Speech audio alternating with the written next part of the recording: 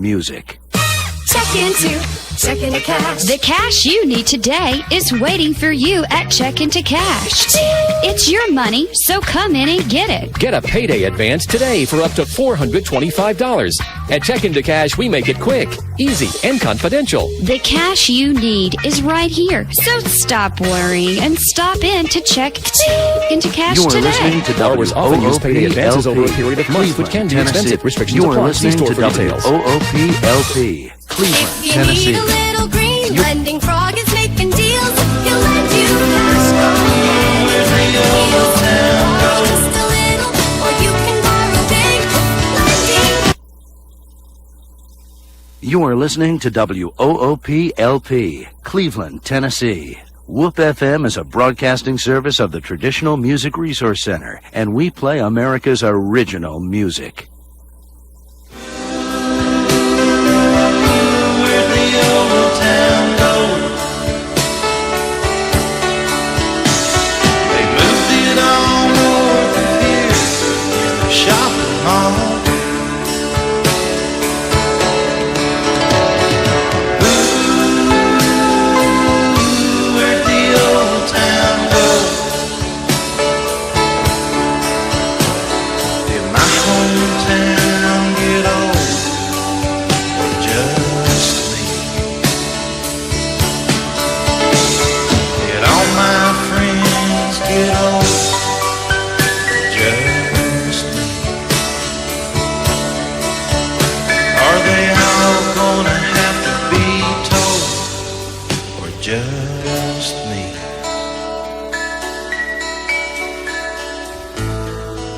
Good morning. Welcome to I've got an echo code. Yeah, me too. Okay. Let's see if we can figure out why we're doing that. Hello. Don't hear anything, do we? All right. Let me call Daniel. Well, we've got something going on, and we got a delay. This could be interesting. I'm saying it, then it's coming in. All right. We will get it fixed here in a minute. We'll be back in just a minute. We hope. Okay, I'm going to ask you again. Do you know about the Bradley County Republican Party? No, I don't. Well, they're having a Lincoln Day dinner coming up the 28th of March, and their guest speaker is going to be Speaker of the House, Beth Harwell. I know her. Yeah, I knew you would. No, it's not Shebethicus. It's Beth Harwell. Oh, I don't know Yeah, her. yeah, not Shebecca B. You know, the girl that worked down there at the House of the Happy Feet years ago. Yeah. But anyway, on Saturday, March 28th, the doors open at 6, the dinner's at 6:30, and the program starts at 7. It's at the Cleveland High School Commons. And guess what, Matador? It's going to be featuring Beth Harwell, who is the Speaker of the House now, and she's from the Knoxville area. And I remember her working at Hooters Years ago. Matador up in the Knoxville area. Let's call the Republican group here, the Bradley. I think we're back now. Hey. And there's only one of you. Only one of the 1,800 buttons we have to push was not pushed. It is a very exciting morning. So we were hearing what was going on the radio, which there's a 3-second delay. So we would say it, then we'd hear what the radio was saying. So you're hearing what I said 3 seconds later.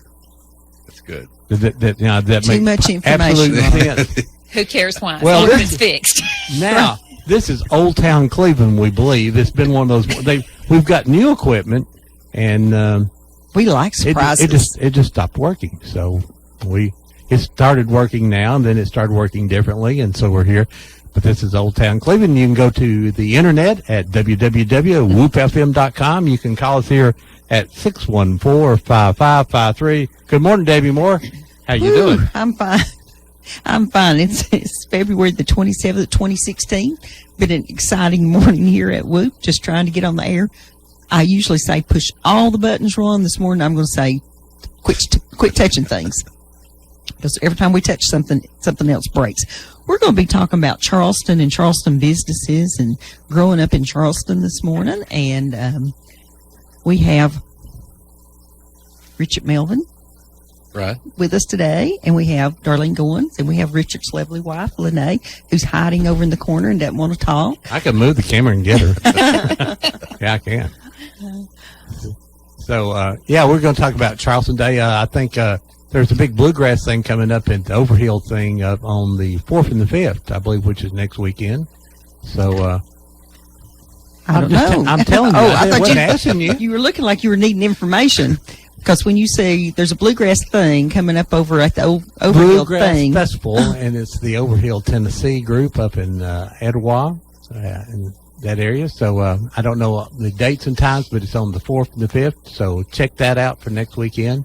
Start planning your next weekend trip. Next weekend, we'll have Bill Stamps in here, who will be talking about radio in the early days when equipment worked. It was a lot simpler then. It was on and off back in those days. It was on and off. But Bill's going to come in and talk to us next week. Yeah, and, we're looking forward to and that. so talk about his dad was a radio person here in Cleveland, and him and his brothers went to Cleveland High School, and so he left and went to California and had been some big time radio guy. Now he's going to come on and be on Whoop. Oh, okay. It's going to be Old Town Cleveland. That's going back. Well, good morning, folks. How you doing? Doing Good well. morning. Well, I've been looking forward to this show for a couple weeks here. You know, Richard and I have talked about it, and I know Richard talked about his mom running a little store up in. Right, yeah. Tell us where that little store was, Richard. If you're in the yard of the high school, of Charleston School, and you're looking east, it's right across the street, catty corner from the fire department. Mm-hmm. It was called Melvin's Grocery, and I believe Darlene's mom bought it from my mom when Mom got out She of did. business. She Oh, did. okay. So it was Myers Grocery after that. And And before she had it, it was Brock Ross Grocery. And that where I don't know if they started it, Mr. and Mrs. Barak. Don't know if anybody had it before them. I don't So remember is his name. the little white building that's still there? Right. Oh, okay. Right. Okay. Yes. Is there anything in it now? Have no idea what's in it. Yes, I think it's just basically used for storage right now. Okay. You guys have gotten some new businesses that have. We are in the Open process with of some- getting a couple of new businesses. What's going in next to the post office?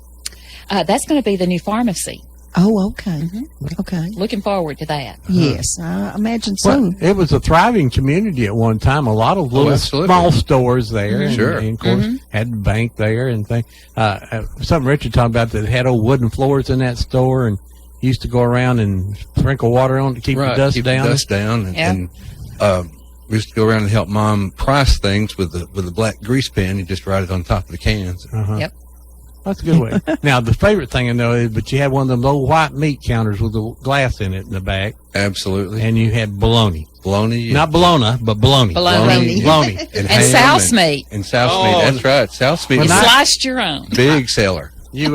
You could have kept the South meat. I have to admit, I never got a taste for that. I would agree with that one, but my daddy sure loved it. Oh, my daddy did too. Now, how, Oh Lord, How did you eat it though? I mean, did you fry it, or on a My cracker? dad made No, a just sandwich out make of a it. sandwich out sandwich of or it. put it off cracker, whatever. it never It even was just looked good. ugly. Yeah, that's Yeah, what. it was ugly. Yeah. You know what I'm saying? And during the time that they were building the interstate, all the interstate workers would come over there. I don't know if you remember this or not, but they would come over and get their lunch because we served sandwiches at the store. Right. And the South meat would just, Mother couldn't keep it in. All right. What is it actually made of? I think it's leftovers. All the leftovers. Well, Glued together I with do, something. Pretty much, yeah. I do The grease. recall. But no, My dad you're from ground it. California. You don't know what a South meat is. I think we can What is still a get you South?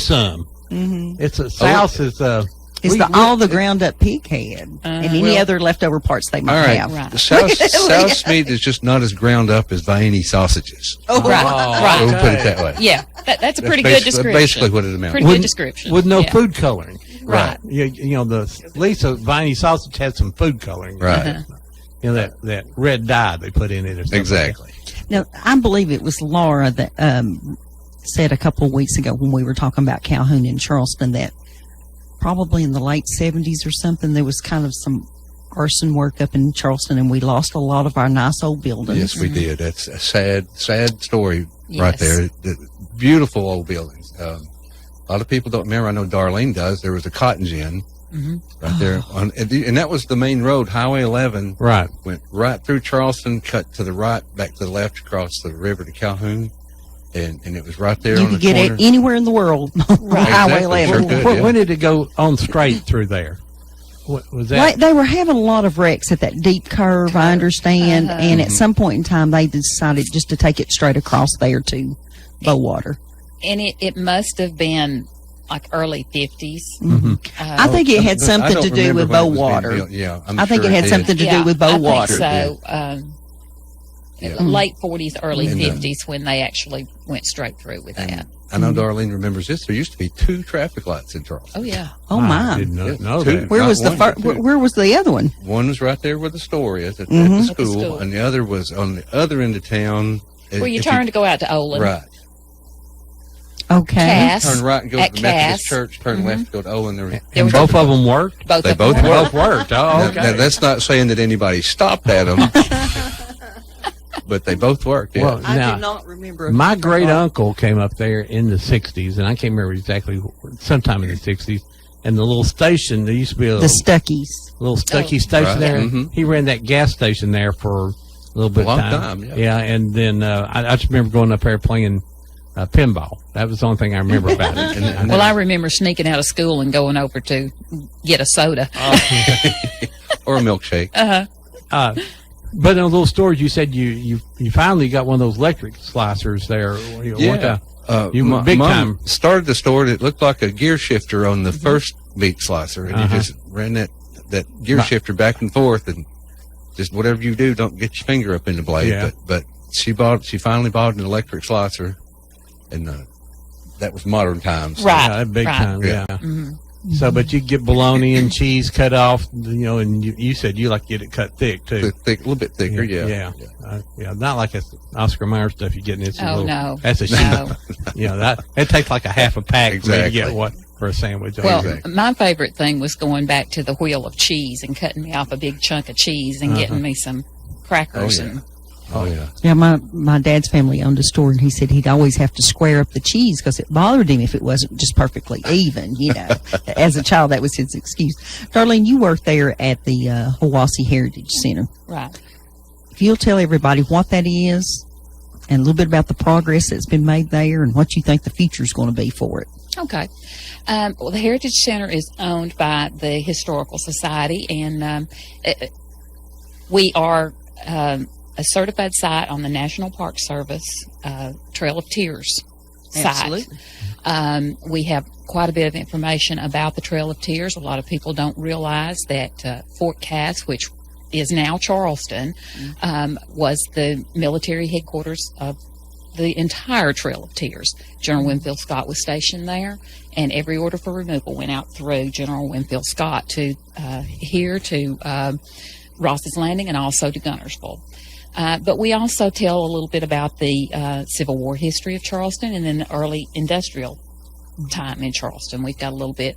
We are in the process of trying to gather more information. So if there's anybody out there that has pictures that we can scan or newspaper articles that we can scan and keep there, please come by Family sometime. histories? Do what? Family histories? Family histories, definitely family histories. If your family has been in the Charleston area or was a part of the early settlement of the Charleston area, we'd love to have those. We are getting ready for a big expansion. We have already raised $258,000 now toward our $300,000 goal for expanding the building. It will be more than double when we're finished. We have an architect's rendering now of what the outside of that building is going to look like. We're working on a National Historic Trail through the town of Charleston. Have a $200,000 grant that is matched with $50,000 of work that will be done by Caldwell Paving. Wonderful We- contributor. Right. Fantastic. He has done so much to help us already. And every time he does something, they get to use that value to get grant money. Right. So he double helps. He does. He double does. helps.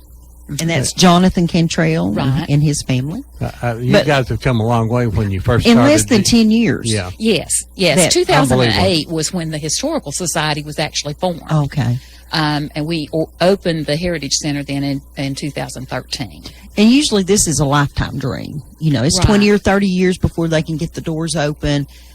To get the National Park Service here was incredible. Yeah, and it amazing. took a lot of patience It did. that It you did. guys in 2008 got on their list and they said, okay, you're on our list. And Yeah. it took about 5 or 6 years for them to get here. It did. It did. And Steve Burns when he stepped out of the car this was before we had purchased the Heritage Center. We were in the process of trying to purchase it. And he stepped out of the car and he looked at Melissa Woody and he said, "Melissa, I'm not feeling the Trail of Tears." And she said, "Steve, just give me an hour." Give me an hour. And when we got him down to the river where the ferry crossing was, we thought we weren't going to get him away from there. And from then on, we had him hooked. And you guys were given a good price on the bank building, We it were. was a bank building, Right. and it's been remodeled, and It everything has. works. And if you walk And in, then when- you will not recognize it as a bank Bank- building. right. And the drawings you have for the new building, you won't recognize the building at all. No, You'll no, say they no. tore down the old one Right. and put up something Right. new. It's And it's really going to good. be very appropriate. But it was a thrill for me, listen to my voice crack, to see that brown sign out front from the National Park Service. Yes, I was just like, yes, yes. we were all so excited about that, and to get up our Trail of Tears signs along our roadways. Still waiting on the state to get the ones on the state highway, but we're on their list, and supposedly they were going to be here about a month ago to get them and put them up, and haven't been yet. But eventually we'll get those up too. So. Good. Well, so I've started seeing signs coming in. We was coming in on Upper River Road one time coming in Right. to town, and we almost had to stop and back up to take a picture. They're entering Fort Cass. It was great. There was something up in Charleston, I know years ago, that I didn't know anything about at all. There was a drive-in movie theater there at the Edwards house. Did you ever actually go to the drive-in there, or did I you? did. There's actually a picture of me. I couldn't have been more than 6 years old. There was a movie going. I can't tell you what it was. Have no clue. There was of course, you had the places for the cars, the parking spots for the cars, but there was a little shed building where you could go and sit and watch the movie also. And that's where people used to go and just kind of congregate. Hang out. Yeah. Darling, what part of town is that in?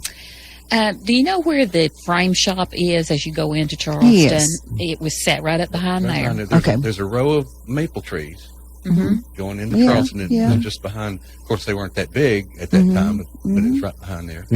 Can you still see the little humps? If you go out there, maybe there's been some construction around in that area, Yeah. but maybe Who if ran you it? look around close enough. Edwards. The Edwards family? Mr. Edwards, Ferris Edwards, I Ferris. believe, was a projectionist at the Martin Theater in Cleveland, and he also ran the drive-in theater. You for a remember while. Richard Edwards. Yeah. Come in and done Okay, the. Ferris was Richard. Richard's dad. He come in and done the. Okay. He worked in Athens at Yes. the newspaper Right, for for years and years. Ran the Charleston Calhoun. He Right. came in and he was Record. terribly sick. Yeah. But he was determined he was going to come do this show. He and Rick Norton, I believe, came in Yeah, together. they talked about newspaper history in there. And he brought in some fascinating things from World War II newspapers that his dad had saved and pictures and stuff. At the little store that both your family, I didn't realize both your families were involved in the No, same Ron, you store. say we planned this. We Well, and if I don't plan I nothing. remember correctly, both of our moms actually worked there for Oh, yeah. Miss Brock Right, before before purchasing. Now, did people get to come in and sign for the groceries? Did you have tickets? Oh, yes. They did. Oh, yes. The safe was a big steel folder that opened up Uh-huh. like a big wallet, I guess, Yeah. and it closed down and had the lock handle on it, and we just fill out a ticket, and they'd sign the ticket and put it in there, and they may come pay and they may not. Some did, some Some didn't. Most, didn't, yeah, most right. did. Yeah. Most Right. did. No, people were very good. Well, I know when my mom passed away last year, was cleaning out her house, and she'd saved every ticket that she'd ever signed at Cook's Food Store up the street up here. And, and it was just something to go in there and see, like $14, and she got a lot of groceries back then, of course. But Right. and then, of course, they'd show where they had paid it and things like that. But Right. I've got plenty of those. If you need a couple hundred of those, I've got. So I who- could give out hundreds to probably the next 100 people Right. come in today. So, So did Miss Brock still own the store when Bowater came in 54? Yes. Yes. What impact did that? That had to have a huge impact Oh, I'm immediately sure it did. on Calhoun and Charleston. I'm sure it did. It was huge. well, And it had a and huge- look what's up there now. had a huge pack on Cleveland because Richard. That's how Richard got here. Is Right. Yeah. My dad was working at Scott Paper Company in Mobile, Alabama, and moved to Charleston for 5 cents on the hour. And he was making, I think, $1 an hour in Mobile, and came up here for $1.05. And of course, he was in kind of on the startup, and worked there for 35, 40 years. My dad actually worked construction at Bowater, so it made a big difference for our Now, family too. were you from here originally? Or Yes. Did you, okay. Yes. I always love it when I'd say something about how it used to smell. It doesn't smell so bad now, but how it used to smell, and they said it just smelled like bacon and eggs to us. It smelled like the was- smell of money. That was my dad's. Because it was a very poor Right. place. Right. And that made such a big difference on our family that to him, that's what it was. It's bacon and eggs. Exactly. And growing up there, we got so used to it that we actually couldn't smell it. Right. And Well, it people- probably blew over your head and landed in Cleveland. Except on bad days. Cloudy now, you days, had yeah. cloudy Every day. bad days. Held it down. Let me ask you So guys. did a lot of those businesses just start building up as Bowater got there, or was they already a little business community there was there? a big business. There was Yeah. a big business Right. there before, but Charleston's had a lot of ups and downs, and there were factories. Actually, there was an ironworks in Charleston at one time. Wow. There was, of course, the Charleston hosiery mill started at Charleston, but a lot of those bigger businesses had moved out. So when Bowater came in, then we got another influx of smaller businesses. I once thought that possibly that all happened because the electricity came through Cleveland. That's probably a Probably part of of it, it. but I think the biggest thing was Charleston was never able to annex. Nobody was willing to, even the at the early years when there was a possibility of annexing, nobody wanted to take the farmland to do that. And I Isn't think Charleston that is, still the original 1 square mile? they have had one annexation Okay, they that I have. know of, but it was a very small one, so it's not much bigger than the 1 square mile that originally was. Going back to the Heritage Center for just a second here, I would like to say that if you have artifacts of any kind in your family that possibly came out of Charleston or even Calhoun Right. or off the Hiwassee River, and your family wants to give them to some place that will display them, here is the place to come and talk to somebody. Yes. Now we are limited in our storage Right now. capacity. Yeah. But we can do things right now on loan. Mm-hmm.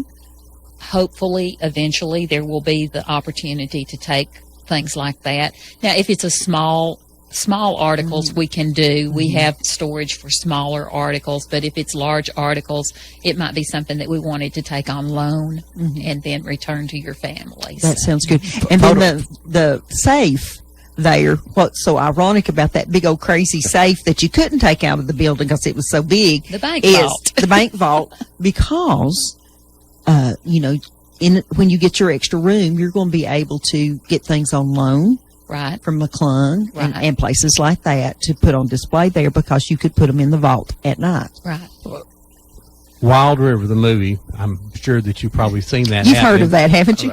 Once or twice. Yeah. So did you get to go down when you were kids and watch what was going Oh, on? you would or- have been tiny. I did. The day that I remember going over there, they were making rain, and it was just amazing to me to see the big, huge fans blowing the rain everywhere. That's the only day I remember going over there. Now, did the Brock's own the store at that time, or had your family taken The over? Brock. As far as they did, I was very young and don't remember a lot about it. But the thing I remember most is Mom said that Montgomery Cliff would have a couple of nips or two and get one of the old Model A Fords and ride around town. Yeah. That's probably heard that several times. Hey, folks, you're listening to Old Town Cleveland, and we actually had it right here for about 20 minutes now. So we had a little problem earlier this morning, but you can call us here at 614-5553. Got Darlene Goins and Richard Melvin. Which one do you go by now, Rob? Roberts. Roberts. All right. Richard Roberts here. And we're talking about the businesses that used to be in Charleston, Tennessee. If you remember going to the hardware store, or you worked at the iron, or your family did Iron Works there or something, give us a call here at 614-5553. The phones are now open, and give us a call. So the hosiery mill and the the ironworks was on the river, I assume, you think? I'm not sure. That was, you know, like I years- said, back early before early the 1900s. Bowater, right? Yeah. So I'm not sure exactly where they were located. I'm assuming they'd need water. I would think so. And I would the hosiery mill now. My dad worked there. But that was before I was born that he worked there. So I've got family members that do remember and actually worked there. I've got a cousin who said that my dad was his boss, but it was right there close to the downtown area somewhere. Don't know exactly where, but somewhere close to the old downtown area. Your little grocery store. I grew up next door to a little grocery store, so those just fascinate me. What all could you get in there? I mean, I don't know. Oh, no, it's flashing. Do you? Let me get this phone here. Good morning. You live on Old Town Cleveland. Yeah, that's T-Bandy. Hey, T, you know a thing or two about Charleston, don't you? A little bit. That's where I was half raised at. Half raised, okay. You only been half raised anywhere. That's what I thought about, yeah. Yeah.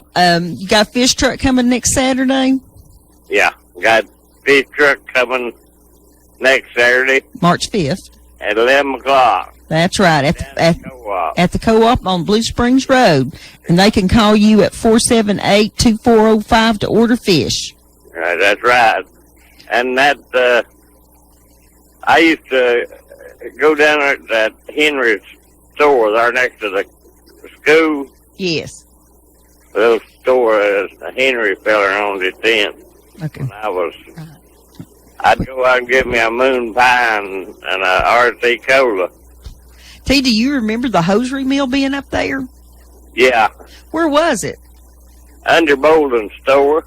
Under Mucklin's store. Okay. Okay. Well, that's good for Darlene to know. She'll know where to put it down. So under Boland's store, so that it was operating under a store. In the back, yeah, right under it. Yeah, if you're there at 11 o'clock getting groceries in Bolden's store there, that big whistle blowed. Make you jump a little bit. Yeah, rattle. Yeah. I used to plow an old mule in cornfield, and that I'd be halfway through the cornfield, that whistle blow, he'd turn around right in the middle of the field. Want to go to the barn to eat. He knew that meant it was dinner time. Now you Dinner time, yeah. T, you lived in the house that's over Rattlesnake Springs, didn't you? Not when I was young. That was after I growed up when I lived there. Okay. Okay. But you did live there. I did live there, yeah. Okay. It was probably a really pretty house then. They've let it kind of go down a little bit.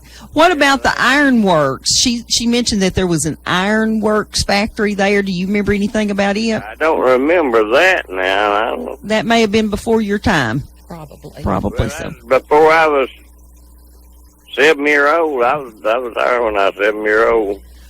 That's 90 years ago. T, you remember when Charleston was pretty active little town, don't you? Oh yeah, it was barber shop right there across from the bank, and Charleston Hardware. I remember it. And Bolden's store was up there on the main street where they made a hotel when they made that movie. It was up there next to Bolden's store.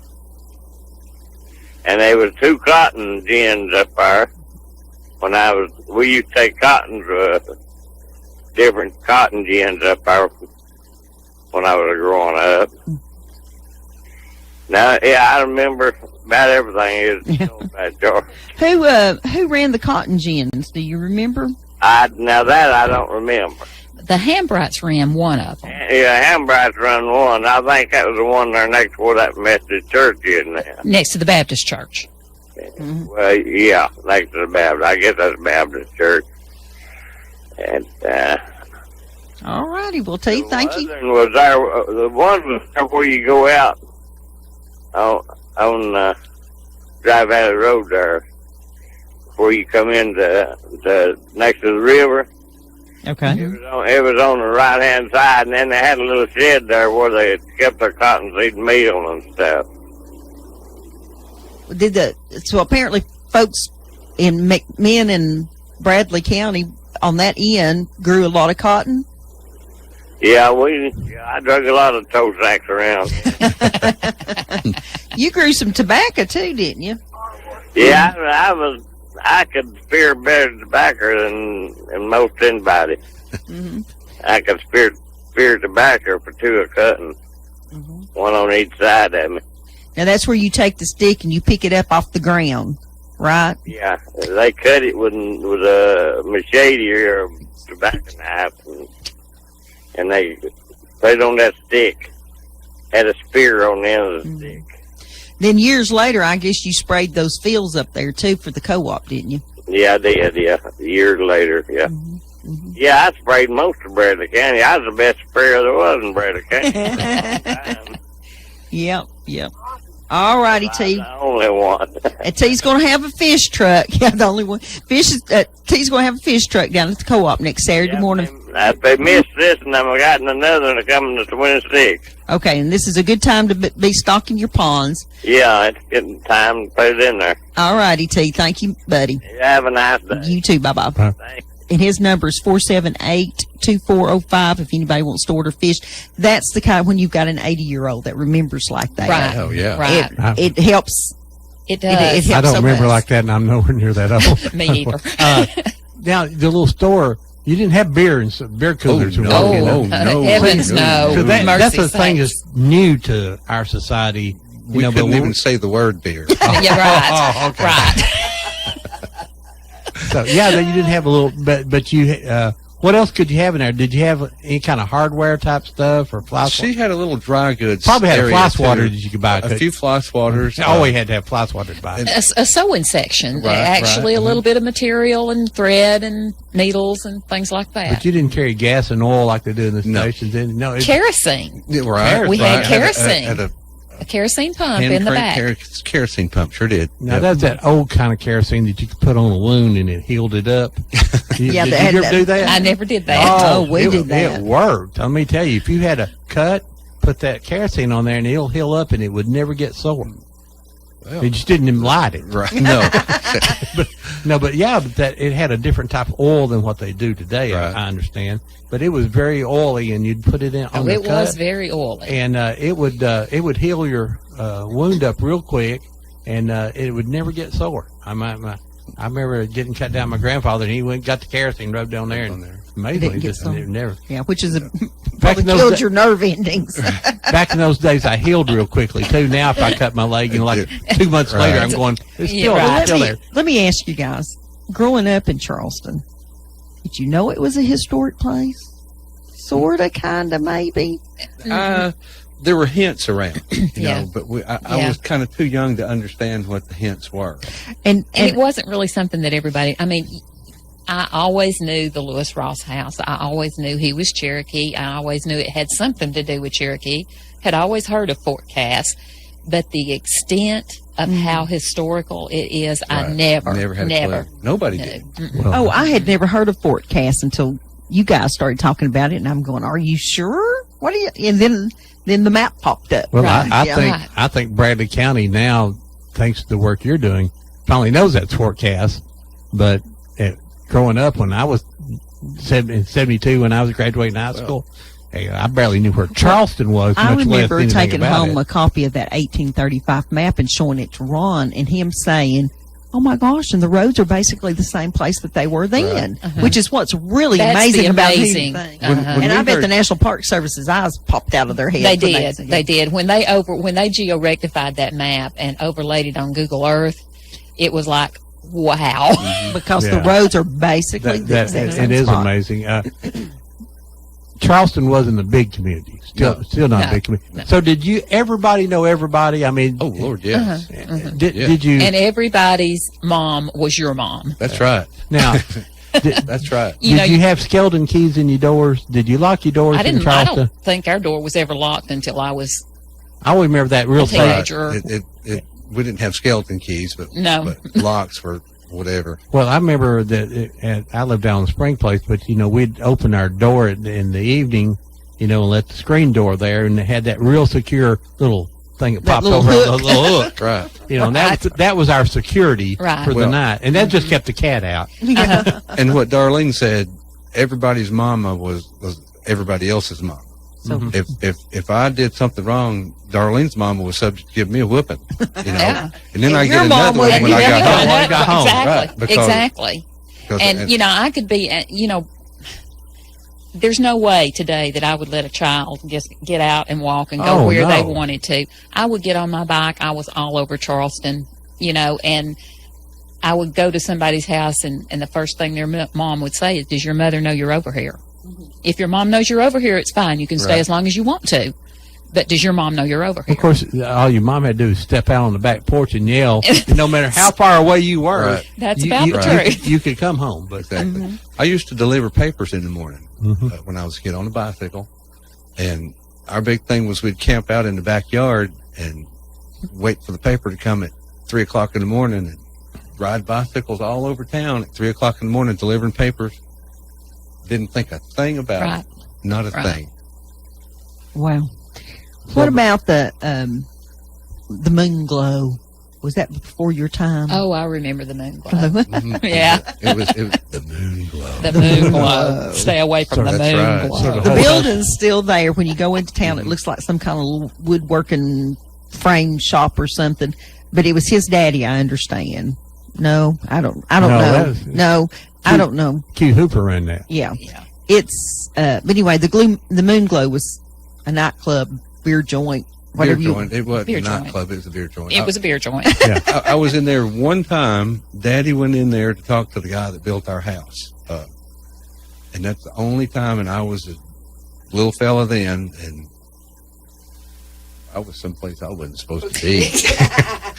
But I was with Daddy, so it's okay. And we just went in and he talked to the man and went out, and that was that. That's the only time I was You know, ever I'd in always there. heard, finally someone got me a picture of the moon glow because I didn't remember what it looked like. I knew where it was, but I never remember. We saw it. We went, hey, that building's still there. I think that was Q Hooper ran that. Yes, at the some moon glow. point in I time. think that's Right. correct. Yeah. Okay. And what's the oldest building in Charleston, do you think? Besides the school, The oldest building That's standing at this at all. Yeah. I mean, the gas station down on the backside of the Springs. You've got the Henniger house from 1850. Would have to be right there with it. Mm-hmm. Across the backwaters from the Henniger house, there is a white house sits in behind what used to be the hardware where Yes. I think Penn Golf owns that now. We don't have an exact age on that, but at one point, Dr. Van West from MTSU was over here, and they were able to get in there, and that house has mud-packed walls. Okay. That was, you would remember that as the Weeks the house. Weeks house. That's what I was wondering. Yes, That's the Miss- Weeks I remember house. Miss Weeks. I don't remember much about Judge Weeks, but I took groceries to Miss Weeks. Mm-hmm. She was from Germany. Sweet, Wonderful, sweet wonderful lady that would just talk to you for hours and just tell you where she came from. And oh man, just a. Did you ride a bicycle over with Of groceries? course I did. We had a delivery bicycle. Mm-hmm. With was- a big basket on What the was the back. number at the store? The number at the store, I don't know. I remember my phone number at home, but I don't remember. What was it? 336-3422. Oh, And did see, you- that was the day and time that we knew a 336 number was Charleston. Right. Right. But now, did you have to dial all those numbers? Yes. Down in Cleveland, we only had to Well, dial 5. I can remember a time when all you had to dial was the 6 and then the 4 at Right. the end But of it. it So- started out as It- all 7, and then it started progressing. Who big time. lived in Faye Calloway's pretty little house when y'all were growing up? Across it That for was those of you, it's Longwoods. close to the park and it's across the street from the police station. Mhm. The Long municipal building. The yeah. municipal. The Long West, and at one time my family actually lived there. My mom Is that a 1920s house? You would guess probably, Looks like it to me. but before they built their house, let's see, I was 2 years old when we moved into the house that I remember. But they moved from that house that Faye actually lives in now. And so they lived there for a while, and then the Long West. And I think they were just renting at the time. I'm not sure who owned the property at the time, but the Long West moved in after And that. if you haven't been there in a while, somebody's put in a really nice play area at the park. It's got the new rubberized stuff that goes down. If the kids fall, they won't get hurt, kind of stuff. And so if you're looking for someplace to air your children out, we took Avery there one day, and she had a great time. Yeah. The city did that with a grant. So. And then the big picture is someday you can start at the park, walk towards the river on a trail, Right. go by the cypress garden, Right. walk by the spring, and get to the river, Right. all on a fixed trail. Yes.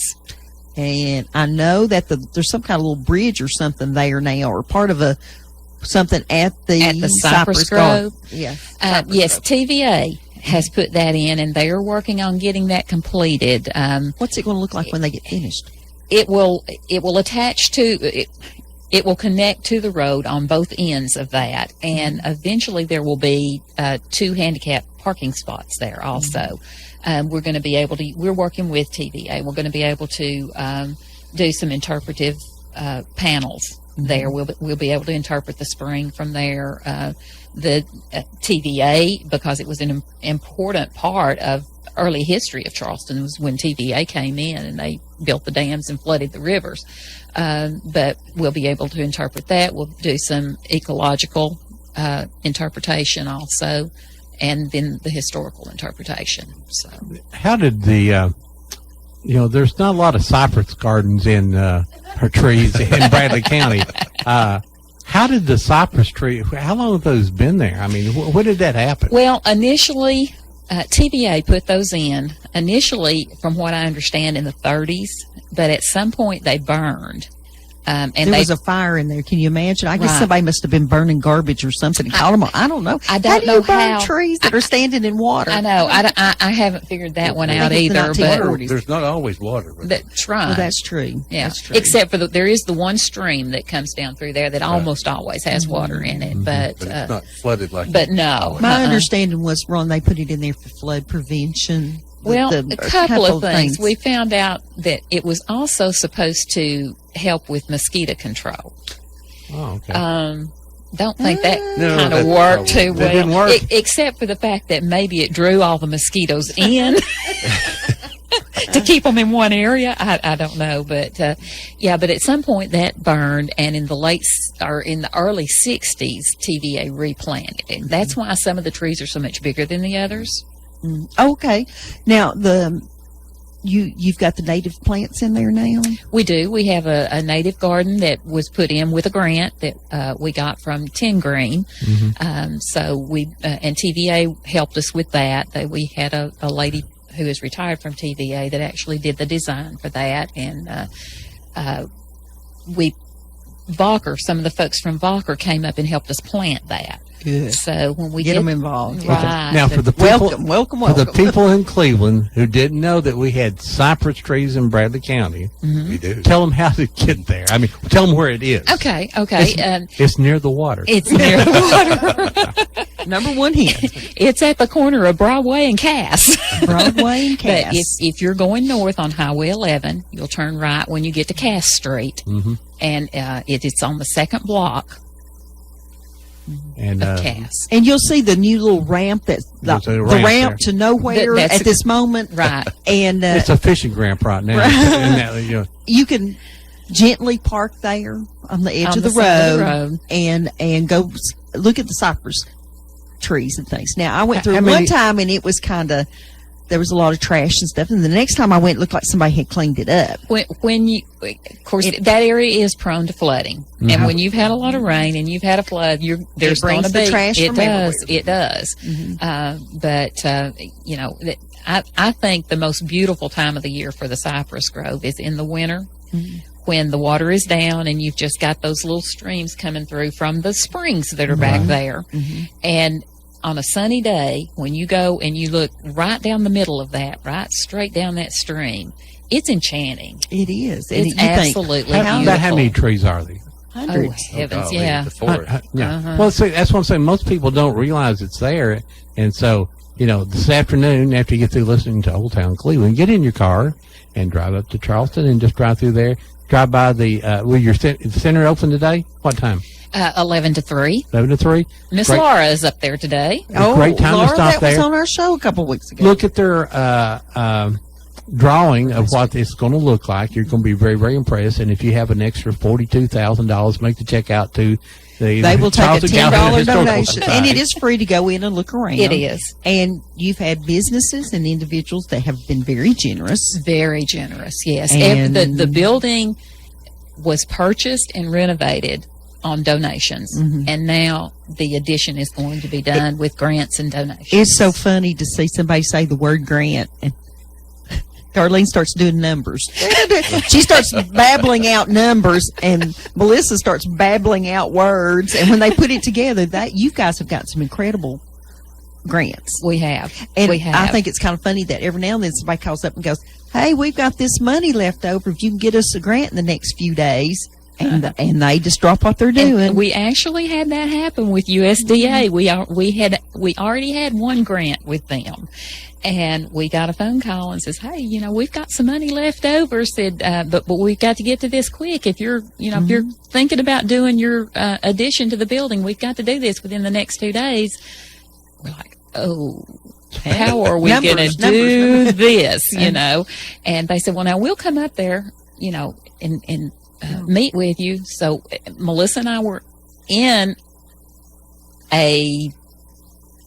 another meeting. It was, I'm trying to think what we were in at that time. I can't remember where we were, but they said, well, we'll come up there. So we took an hour or so out of that meeting and met with them in a room and got everything signed. And I mean, we still had to get all of our financials and everything together, but we ended up getting another grant from USDA. It was like what, 29,000 or something. The first grant was 20,000. The next one was 35. This one was 35. And since then, we have gotten another USDA grant for 50,000. Wow. So, And I think the reason that they get grants so readily is they're not going, give us money, they're going, look what we've done. Right. And if we only had this little bit more money, we could do more. And you've made progress. And We I think have. people have seen that, and the businesses have seen that. And So I I thi- hope somebody comes up with that I other think finally 60,000. everybody's realizing, thanks to your work, and then we've said for years, that this is probably one of the most historical places in America that no one knows about. right. Right. The Trail of Tears began here, and Deb would say she'd go out west, and they'd say, you're 800 miles from Fort Cass. Well, there was no, this is ground zero. signs. Right. And I think the thing for Melissa and I, the year that we went to Cherokee to the Trail of Tears conference, every meeting that we went in, every breakout session that we went in while we were up there, Fort Cass was mentioned. Now, we didn't have a place to come to. Right. And it was like, we've got to do something. We have to do something. And see, when you get that interpretive trail in and you get the building expanded, as I can't think of her name now, I always wanting a hotel built in Charleston. One of the girls that hangs around the Historical Society is always going, and we need a hotel. But we need a some big brown sign on the Well, we interstate. need a big brown sign on the definitely. interstate. Right. And That's see, what we we're, need. we're getting there. We're getting there. We but are. you'll be able to come in the not so distant future, park your car at the Hiwassee Heritage Center, Right. walk from there on this trail all the way to the river. All along the way, there's signage that you can stop and read that's going to tell you the story of Charleston. Aren't you proud, Richard? Oh, you have no idea. And then Will the Greenway eventually come to we're Charleston? working. I mean, That's something that has been talked about. I think they're trying to figure out a way to do it. Not real sure how that connection is going to be made. You have to go across so many pieces of private properties is the trouble there. And would it be a nice 12-mile bicycle ride? But people have talked about It's a it. real nice car drive. Yes.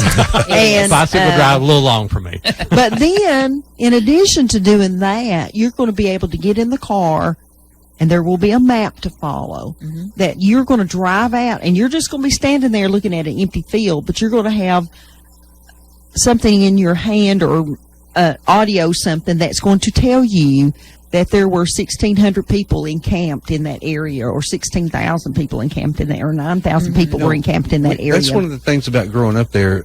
We always heard the word fort, Mm-hmm. but we didn't know when we heard the word fort, we thought of a Wall. Like the Indian. Palisade. Yeah. Yeah, had a Right. palisade And so there. that yeah. that was, we were always kind of looking for that. Oh yeah, as a boy, you wanted to find that for Right. it. Yeah. Right. But You know, and the thing We to didn't me realize it is was a- that I get in these deep conversations with these historians, like at the Trail of Tears meeting, where I'm looking at that 1835 map, and it shows walls, squared in areas. And some people believe that the people were on the outside of the walls, and the food and the other items that they needed were locked up inside the walls. And some people believe the people were inside the walls. And I think it's probably a combination of the two. What do you think? When we had the National Park Service in, with all the research that they have done, they have determined that most of those, what we Interpreted. looked as walls, were just individual buildings put together. Okay. That were the buildings of the fort, where, yeah, you know, you've got a medical area, you've got food, Troops. you've got troops, you know, that's what they have determined all of those Okay. are. Now, there is, you know, Now, the only thing we that do worries know me, that I mean, there they're so were far some- apart, Right. you know. There were some stockades. And I think a lot of people have the idea that the Cherokee were brought there and they were all put in stockades. Well, they weren't. Only the ones who caused trouble were put in stockades. Everybody else was in family or community groups All over Charleston. all over Charleston. You'll in a see on the 12-mile map, there's a little area. thing that looks like a tent. And those were the encampments of the people that Right. basically could be trusted not to leave or not to cause trouble or Right. something. And I really do think that sometimes they may have been put inside the walls for their own protection.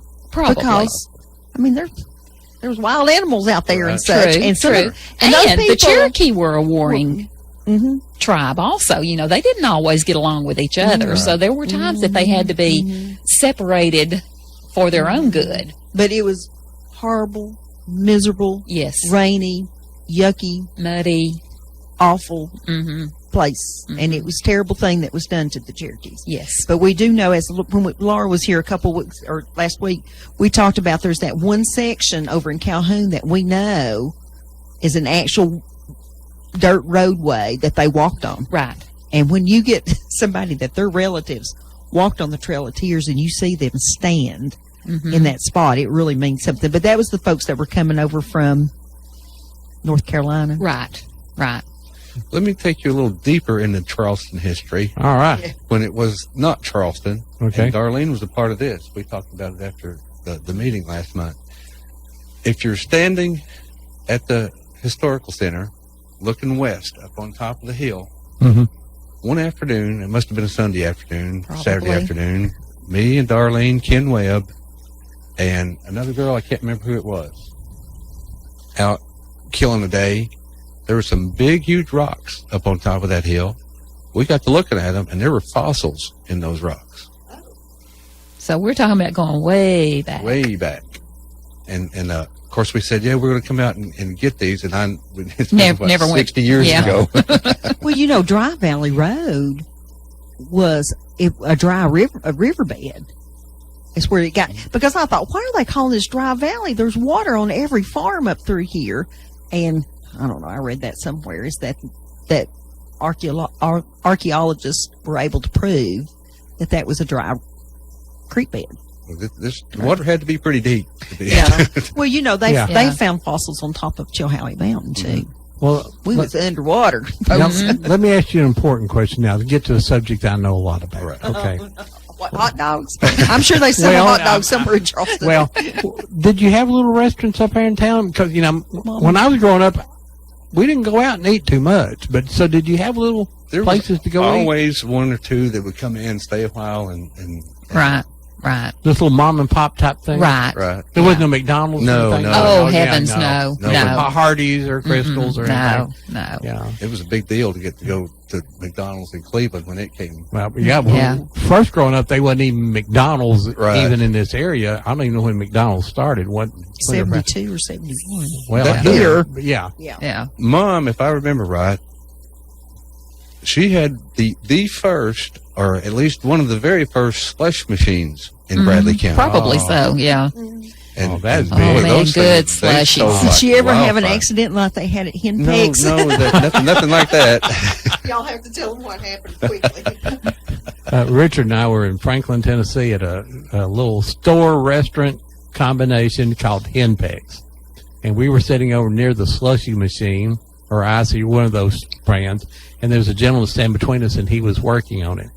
And the front panel, the little round part there where you pull it down, popped off, and there was a stream of Icy about 4 inches round come out with force and hit that man and went straight up to the ceiling, was bouncing off the ceiling for seemed like for an hour, but it's probably 5 seconds. But Richard and I thanked him a lot, because if he hadn't been standing there, Richard and I would have been hit. He protected everybody in the restaurant. Yeah, everybody gave him a round of applause. He didn't seem as amused as the I rest. guess not.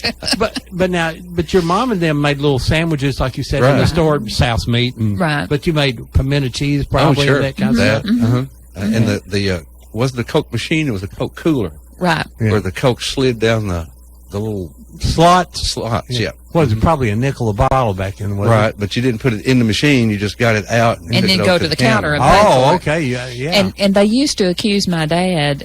He drank so many Cokes that they said that when he walked in the door, the Coke machine automatically flew open. And I think that might have been your mom that started that. Well, now, did you have any grape knee-high in there? Oh, yeah. Oh, you had Yeah. a grape knee-high and orange slush, Uh-huh. orange crush. Crush. Yeah. Oh, Yeah, I don't know what With years double cola? there were bottling companies here in Cleveland that weren't Coca-Cola. That was probably a little but bit before that we- 40s, maybe. But there's RCs and there was double I know cola. at RC. Don't know much about double. If we might have a few, but not What about many. milk? Did you have fresh milk or Mayfield's. did you have Mayfield's milk. right? Yeah. What And about, we had an ice cream freezer that was full of Mayfield's ice cream. Right. what did you ever have seal tests or anything, or Happy No. Valley? No, everything was Oh, Mayfield. But there was a Happy Valley truck that used to deliver around in Charleston. Oh, was it? I remember that. Yeah. When I What was about a bunny kid. bread? Did you ever get bunny? Did you remember that? I don't remember No, bunny no, bread. Well, we had that down in bread. Cleveland. You know, actually, people would bring bread to your house. I thought that was the neatest thing in the world. We had Colonial and Kearns. Yep. Nobody could find my And the- house to bring him bread. On the store had a double front door. Only one of them open most of the time, but it had the Colonial screen doors. Oh, yeah. Gosh, do Would you y'all like have to- a picture of the store, either one of you? I don't. I don't know. I don't recall, but Would you like to have those screen doors? oh man, are you kidding There's me? a lot of things I would like to have. We try to remind everyone that you need to start saving some things. Of course, now our house is a museum. You couldn't get through it though. Now, after my mom died and Deb's mom died, we brought furniture and we've got too much stuff in our house now. But hey, we got a call here. Good morning, live on Old Town Cleveland. Yes, it's Glenn McAllister. Hey, Glenn. Hey, Glenn. Hey, hi, Darlene. Long time Charleston fella. Well, tell us about it. Okay, just wanted to, you were talking about Brock's store. Yes. Yep. Terry and Gladys Brock. Right. Terry Brock. I couldn't remember Terry. I remember Gladys. Yeah, and right behind them, there was a gentleman with the name of Everett, Everett Houston. Right. and he ran a service station. He did. Before you cross the bridge. Yep. Yep. On the left. Yeah, and right where the dollar store's at and the barbecue place now was family lived over Curtis and Lottie Houston, Right.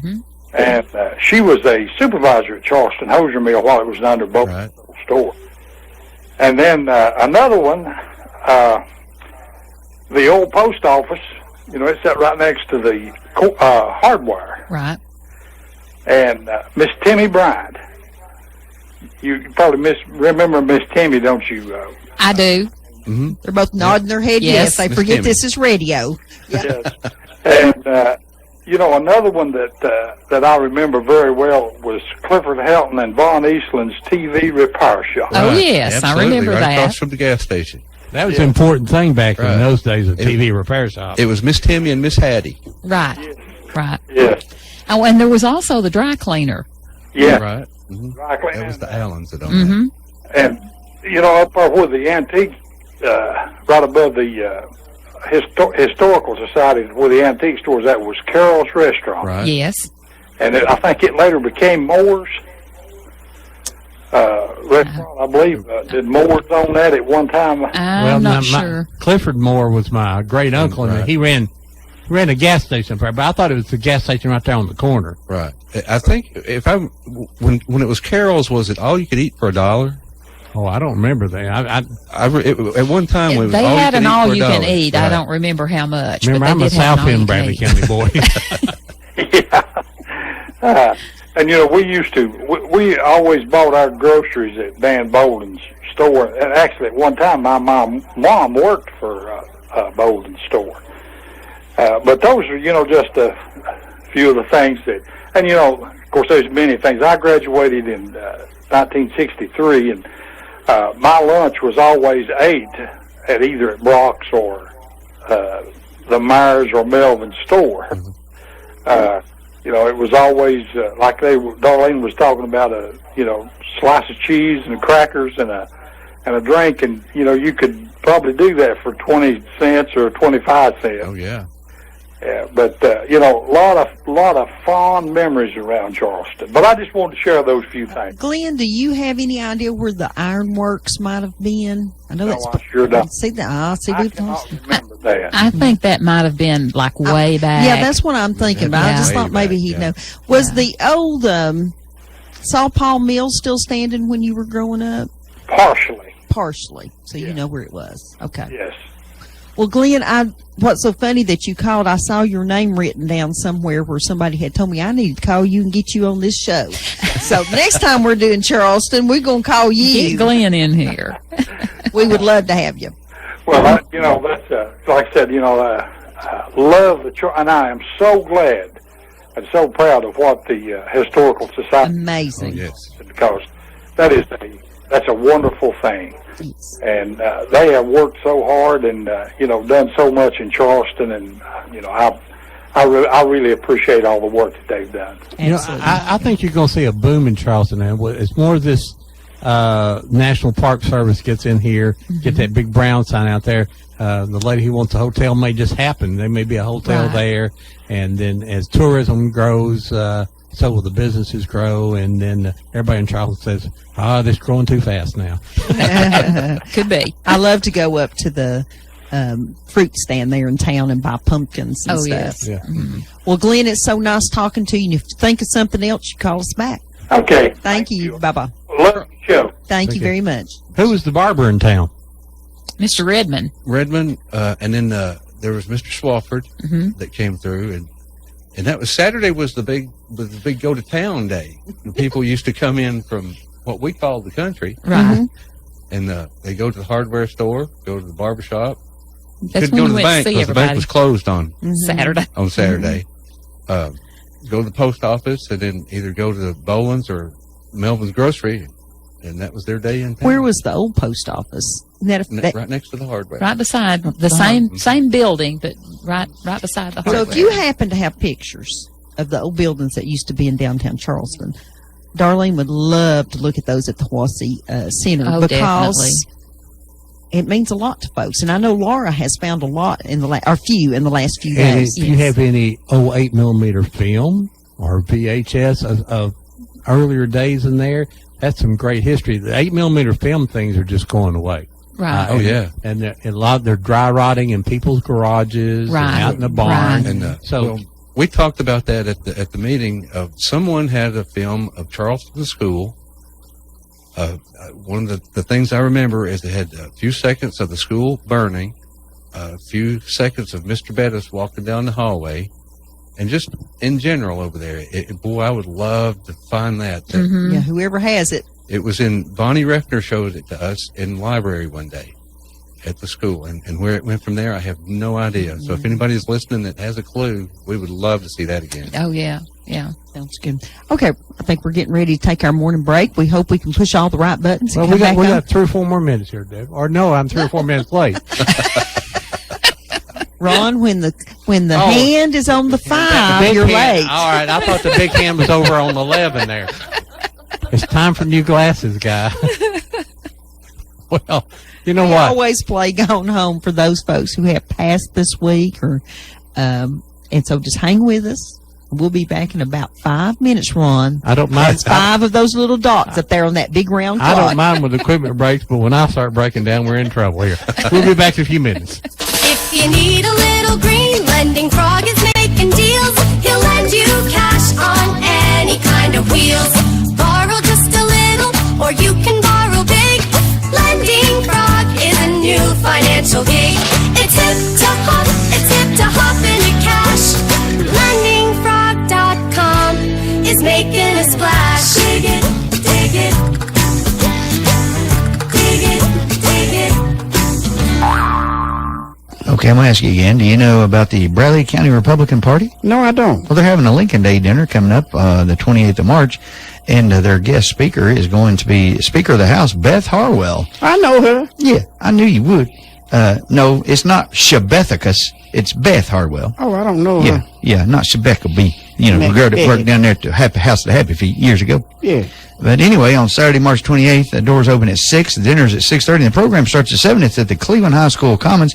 And guess what, Matador? It's going to be featuring Beth Harwell, who is the Speaker of the House now, and she's from the Knoxville area, and I remember her working at Hooters. Years ago. Matador, up in the Knoxville area. Let's call the Republican group here, the Bradley County Republican Party. Let's call their number here, Matador, and see if they answer. Ask them if Beth, that you'd like to go, if you know if she'll be wearing her Hooters outfit for the speech. Here you go. It's the Republican Party. Ask them if Beth's going to be wearing her Hooters outfits for the speech. And you'd like to go. Anything else you need to know about And Beth? you might convert some more Democrats.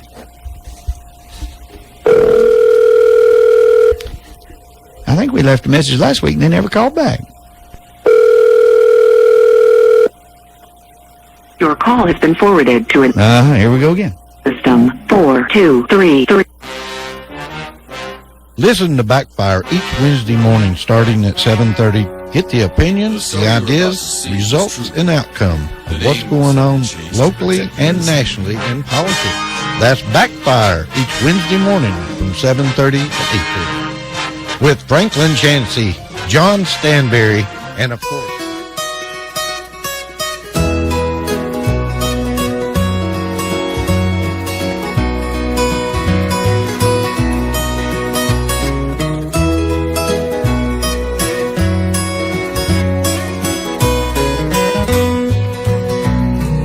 All of my friends that I loved yesterday have gone. They have gone home. Gone home. They have gone home.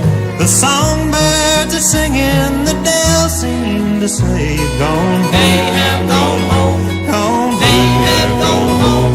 They've joined the heavenly fold. They're walking the streets up here cold. They left one by one as the work here was done. Gone home. They have gone home. Gone home. They have gone home.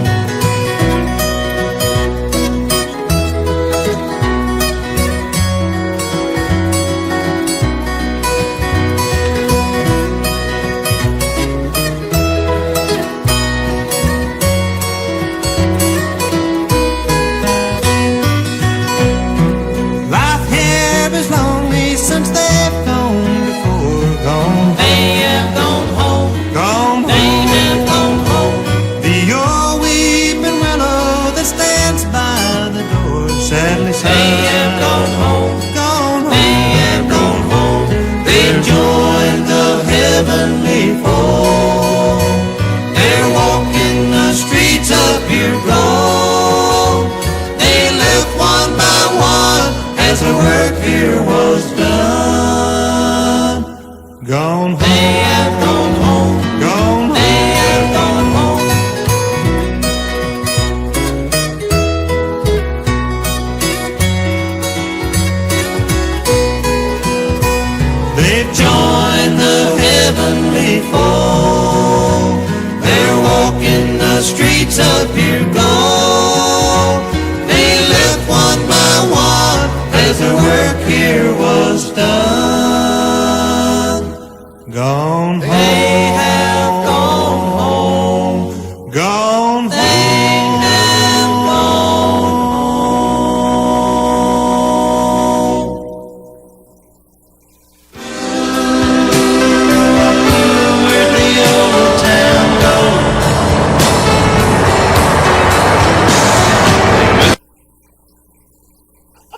It's still broke.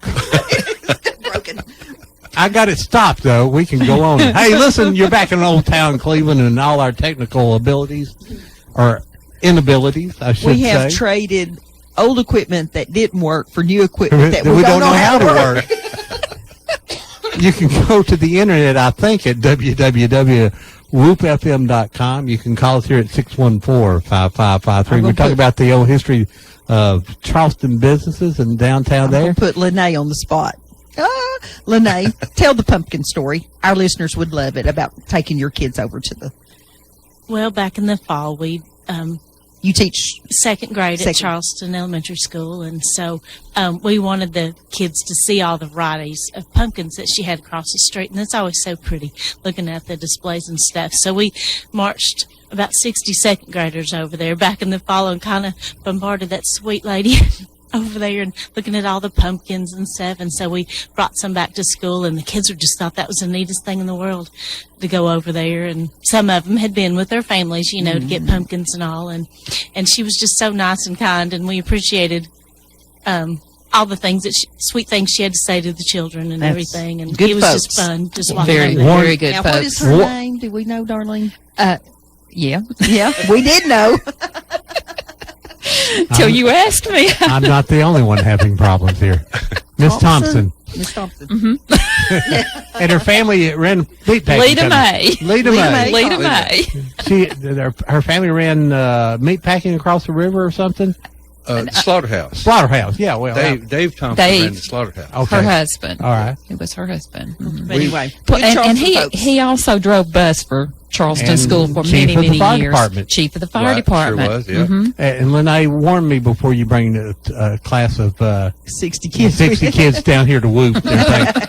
I mess up with just you three here. I know that. Hey, folks, we got Darlene and Richard and Lene over here. We're talking about the old Growing business up in in Charleston. You can call us here at 614-5553. If you remember anything about downtown Charleston, any of the businesses, if you live there and have a question about who was that down the street, we may know or may not know. Darlene, Or you may have some answers for us. I'll guarantee you, if you call in, someone out there will call us and knows the answer about all those things. you know, Charleston has two ghost stories, or one's a Oh, yeah. tombstone story and one's a ghost story that are, you know, published stories. Right. Richard, you said you've seen the gun on the I have tombstone. seen that gun.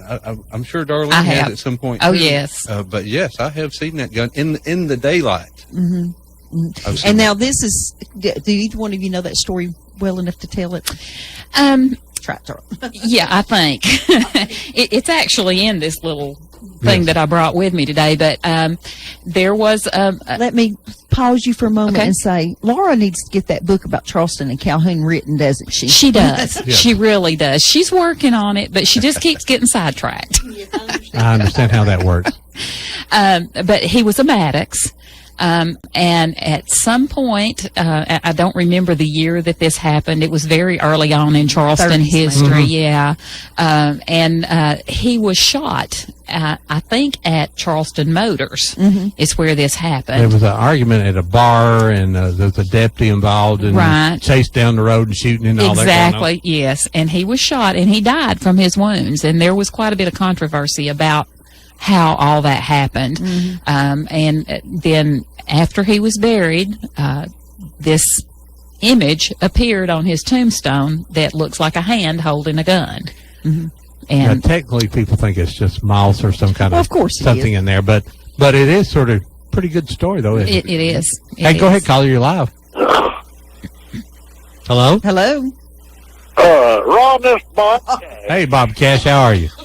Hey, I'm doing good. I got started a little late this morning. I enjoyed your program here about old places in Charleston. Has anybody mentioned the world famous moon glow? We did earlier, and we were looking for an expert. Now we've found one. You got it. I'll tell you what, years ago, you go in there and drink old cold beer, and if you didn't carry in a gun, they'd give you one at the door. Now, was that Q Hooper's place? So what now? Was Q Hooper the one that ran that? Seemed like it was. Yeah. And then there's another nice place that I like to go up there, years and years ago. They called it Dole's Place. Where was that at? That was there in Charleston, and he was an awful nice black fella. And down in the basement of his house, why he had a bar and had a jukebox. Ooh, pretty good. Ooh, son. And the infamous Coke machine on the carport. On the carport. What products came out of that Coke machine, Richard? Don't know. Don't know. Don't know. We were too young, weren't we? That's right. High proof. Yeah, I wonder, back in her day, Red, being wild and everything, wonder if she ever went up at that Blue Glow. I believe she may have helped run Dole's. Now, she might have been one of them go-go dancers. Well, that's what I was thinking. I thought she was a dancer there at one of those places, yeah. Yeah, that's right. That's right. Yeah. Well, all right, look at here. I'm going to let you go and listen to this. I'm really enjoying this, and I'll talk to you later. All right. Anytime we can bring back places of memories of where you drank at, it's good, isn't it? If I'm not mistaken, I'm sorry. Go ahead. I'm sorry. Go ahead, Rich. I think there was also another bar in town just before you got to the bridge above the washateria. Uh-huh. That I think that our friend Bill Graves ran for a while. Bill Graves did run one, yeah. Yeah. Thanks, Bob. Okay. Bye-bye, darling. I believe it was called the Zoom Room, was it? I don't remember the name of it, but He had I one seem to place recall up there. It that. was down in the basement there. It may have been Dole's old place. I don't know. But he did have a half. But yeah, he had something up there at one time. And then I think there was one where the Union Meeting House used to be, but I that was kind of after I left. Now, It was gone. Was there any bootleggers up there? Darlene just giggles. Hearsay. Hearsay. Yeah, okay. Yeah. Well, In town or out of town? Most towns had one somewhere. Right. Both. No, what was the place that had a little restaurant in it? You went across the tracks there. I think Delk family lived on the right. WW's. W&W. What was I that? missed What that used to be place. in there? Oh, it's been a little bit of everything. There was a little years. store. It was a little grocery Yeah, store. it's been for a long grocery time. store. Right. I think at one time there was even a church meeting in there. There was a bar in there one Yeah, time. There was, I right. thought so. Right. Yeah. It looks like a 1950s store to me. It's Well, now, WW's was in there for a while, and They had good we food. went up there one night, and Deb ordered a hamburger steak, and my daughter ordered one, and I looked at it and said, "Lord, you won't need two of those." She said, apparently you've never eaten here before. And Yeah. I said, And so they do got we only one, need one? and they Yes. shared it, and they took a third of it home. I mean, that was that Uh-huh. was the biggest hunk of meat I'd seen. And my son go up and get the platter of Sample everything, Right. and of course he could eat it all. Well, yeah. I used to be able to eat it all. Now I So can't the do second time we went, I said, I'm just going to order a fish sandwich this time. And I ordered a fish sandwich, and it came out on a regular styrofoam plate. And you still and couldn't the eat it all. bun was almost as big as the plate, and the piece of fish was sticking out on both sides. And I thought, well, there goes. Yeah, There's a Well, lot here. Eddie and I used to go and get a hamburger, and we would get one hamburger and fries and split it. Now that's how big the burgers were. that. Well, I don't And split my unfortunately, hamburgers. before you call and ask, they I have need to. retired now. Yes, they have. But you know, when you look at, there's a little small book out about Charleston, and I know it's got some questionable stuff in it, but it still has some good information in it. Right. And one thing's the map, and it talks about there was a tombstone dealer there in Charleston, a shoe store, Right. the movies that you was talking about, the outdoor movie. Had the There's bank, Cleveland National Bank, was it there? Now, what was it, where your building is? What bank was that? That when they moved up there, I think it was First Tennessee First when they Tennessee. moved up, but it had changed names But a back couple down of in times. down in the main part, what I call the business section down there was a Cleveland National Bank. Cleveland I think National so. Bank, Mhm. Charleston branch of Cleveland National Bank. Right. You know, I've got a couple of pictures, and unfortunately, we couldn't put them up here today. Maybe next week we'll be able to add the pictures too. You know, but their TVA came in there and done a flood survey of what Charleston looked like, and it had regional flood, and it had markers, and they took pictures of that. Then they put a marker there, said this would be the regional flood. Well, it was up to like the front door, and then I think the hardware store, and then it said a probable thing, and it showed at the top of the building, of the 2-story building. Right. That was going to be a Well, now, big flood. 73 got awful close, It didn't it did. not? It really did. Yeah. Now, these are pictures from the 1950s. You can tell by looking at the cars. And they have a picture of Bowater. They have a picture of the hardware store, the bank. There's 4 or 5 buildings. Yeah. We had gone down to the National Archives in Georgia looking for Caney Creek stuff. Well, when we got into TVA stuff, there were those pictures. Well, I got my scanner out and scanned them right there. Mhm. And so we probably need maybe to share some of those with the That would museum. be, yes. It's fun to look Yes. at and think, oh my gosh, if the water got that high. But I remember Well, us yeah, going the- to Charleston. The National Bank building, Cleveland National Bank building, the water was up to the top of the windows on the 2nd story. So they have that's this. The problem. The they have original that's was up to the front door. Right. Right. Yeah. They have a Well, stick. You know, and in 2003 we had a large flood then Yes. too, which was almost as deep as the one in 73. Not we quite, can't. but almost. We drove up with our children and just drove by to see, and it was up in the windows at the Right. window sills at a lot of Well, houses I think down in Mr. Charleston. It was really sad. Mr. Lawson probably had a lot of water in his house. I would say so. Yeah. Mhm. I miss Phil by. Yeah. He probably had in 2007, 73 was probably the biggest flood I remember Bradley County. That's the Are you still largest living one up I there at that remember. time, Richard? In- In 73? Oh, yes. I graduated in 73. Right. Yeah. So the water was pretty deep.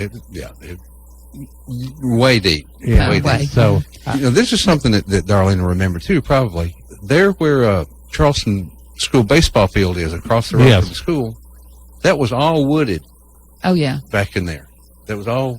before the base. And why it's gone is for years and years, during the summertime particularly, starlings would come in there. I remember when you got thousands. in the evening, Hundreds of and thousands. they would come in for 3-4 hours in a solid stream of birds over there, and it got to be so bad they couldn't get rid of them, and I think that's why they finally. it was. I think that's. It looked like a black cloud It coming was down. And that's when I first heard of histoplasmosis, which is Yeah. the eye disease that's Yeah. caused by. Yes. And I think that might be somehow associated with the poison that had been put out in the fields, and the wagon train came through, and they, excuse me, they stayed there for a little while, and then when they went on, a lot of folks started getting sick. Do you guys remember that? Mhm. Yeah. Oh yeah, the birds was, and they were talking about they'd go up and shoot them, but they'd prayed more to come to the funeral. They were. Well, we it was- went to when we were at a historical meeting too one day in Charleston. They started passing around pictures when the motorcycle gang came through. Oh, I remember that. Yeah, Do y'all remember that? Yeah. they come out to. I think Ron was in the You know sheriff's where department while we the go. new Hardee's is out towards the interstate. They actually there was a campground right down that hole right down in there, Mhm. and I forgot how many thousand was there. And our fine chief of police Bernard Snyder and our fine sheriff Lamar Lawson went up there and told them boys they had to leave. And but there's some pictures. I actually seen some photos of Yeah. them coming through Charleston on their motorcycles, and it was this is probably 76 maybe, or when was the World Fair? 81. 80, it was World Fair at the time. It was World's Fair, yeah. You know, before they built the interstate, Charleston was on the main thoroughfare. Yes. Yes. Highway 11 was the main road, and Bowater let out about 3:20 in the afternoon. And if you wanted to cross Highway 11, you better take a lunch. Yeah. Because you could not. It's about like that now Yeah, when it's about Valker like- lets out. Valker It is. and It Amazon is now is about to amazing. create the same problem now, isn't it? Mm-hmm. Yes. I thought they was the interstate had got closed down. Everybody was rerouting traffic off there one day. They said, no, it's just Valker and yeah, Amazon. yeah. coming out. You know, if you're going somewhere and you want to get on the interstate and it's around 5 o'clock, Yep. between 4:30 and 6, then Yeah. you want to go to Cleveland to get on the interstate. I'll tell don't you a good go little that way. business up there that folks might want to visit now is Jeff Calloway's Antique Shop. Mhm. And he has a lot of local stuff. I don't know that he still has them, but he had some like local posters from the Princess Theater at one time here in recent months. And if you go up and see Jeff, even if you just go up and look, tell him that you heard us talking about him here on Old Town Cleveland. So now there was the bank there. The Cleveland National Bank was there, and then you had the barbers. You know, who was the barber? I was trying to fix something and I didn't. Jim hear. Redmond and Mitchell Swafford. Mitchell that was his Swafford, name, yeah. right? Now, if you want to know what's going on in a town, You go to the barber shop. right. Well, And if there's a man that- in there in overalls, when you leave, you're going to know everything going And on. the hardware store was, more maybe a feed store more than a hardware store. No, it was a hardware It was store. true There hardware was store. there was Right. actually at one time a feed store Okay. across the street from the Because hardware. there was a lot of farming in the area, Mhm. right Mhm. outside of town. They actually carried a few clothes because one Right. time when I was 6 years old, they had me come over and wear a cowboy suit one Saturday all day long in the store. Do we have pictures of that? My first grade picture, I was wearing that cowboy suit. Renee, we need that. Yeah. We'll share that with the No, we public. won't. Yeah. No, we yeah. And I'm. Does he still got it and wear it? No, that's something else. The last, I guess, 4 or 5 years, I had the opportunity to go up to, is it Harrelson's Auto Parts when Mr. CNC Auto. Yeah. Mhm. Harrelson, is that his name? Yes. And he took us back in the back, and we were looking at the brick in the back of that building with the possibility of thinking that it was extremely old. And I don't know much about stuff, but I think, yes, it's extreme. I mean, before 1900s, maybe Right. way well back into the 1800s. Right. If I were guessing. But anyway, as I'm walking out, I'm realizing the treasures are on his shelves in his building also. Oh. He had original auto parts from the 1950s Yes. Yes. in there. And I believe when they auctioned it off, they had quite a crowd there because I was looking at a taillight selection from the 1950s and stuff, and he's explaining it all to me, somebody that will listen, Right. All those And- antique dealers would love that. Oh, Hey, yeah. folks, you're listening to Old Town Cleveland here on Whoop FM 99.9. You can go to the internet at www.whoopfm.com. You can call us here at 614-5553. If you're out of town, that's 423-614-5553. Got Darling's going.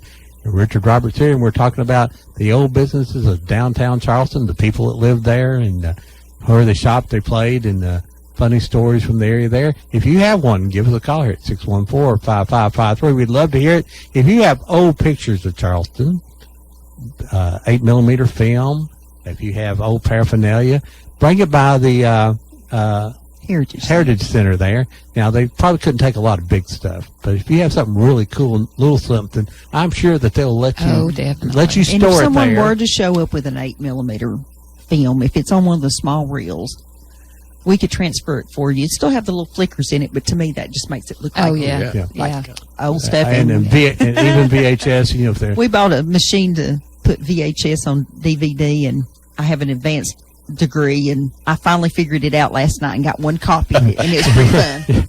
Hey, it should be push a button, but it's not. It's Richard, not. you Oh, my mentioned the gosh. Union building down there. Was that a Bowaters Union? Yes, or thing? that was the paper workers union. Okay, and now is that gone now? I don't know if the building's still there. No, the building is gone. Okay. What about the union itself? Is the union still at Bowaters? Seemed like it. I don't know about that. I don't think No so. idea. I know because years later they tried to reform a union, I thought, and they had some thing. But I don't know if they still have a working union. But they had the building down there where a lot of unions have a meeting hall type thing. Mhm. How big a building was it?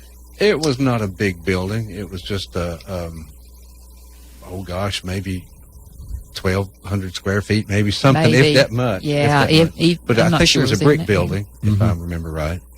And just right there at the bottom of the entrance to the bridge on the right-hand Kind of side. sat down in a little hole there. Right. What other businesses? We talked about bank and hardware. What else was in there? Was he? Shoe Was there ever a repairs, doctor shoe there? repairs, TV repairs. There was a doctor in Calhoun. I don't remember a doctor in Charleston. Although there were some long before your time. Right. It was right. almost like it was an incubator for Cleveland. The new lawyers exactly. and the new doctors and stuff, although when Bradley County first opened up, they were all in Charleston. And then as the roads developed and city of Cleveland developed, they moved into the city of Cleveland. But there used to be law offices and doctors' offices Yes. and everything up in Charleston. How many channels did you get on your cable up there? Cable. Oh, you didn't have cable back then? Three. We had 3 channels, and I was the remote. Yeah, go move the antenna, son. Well, Put some aluminum foil on top of that antenna to get. I have stood out behind my house and my dad says, turn it, I'm back there. And sometimes I just I've sit done there that. and let him yell and not turn it. Right. That's good, okay. You've seen the pictures of the the little TV sitting on top of the big Oh, yeah. TV Yeah. because the big TV was out. Well, that was our house And on they, occasion. they didn't have that one tube to put in the back of it.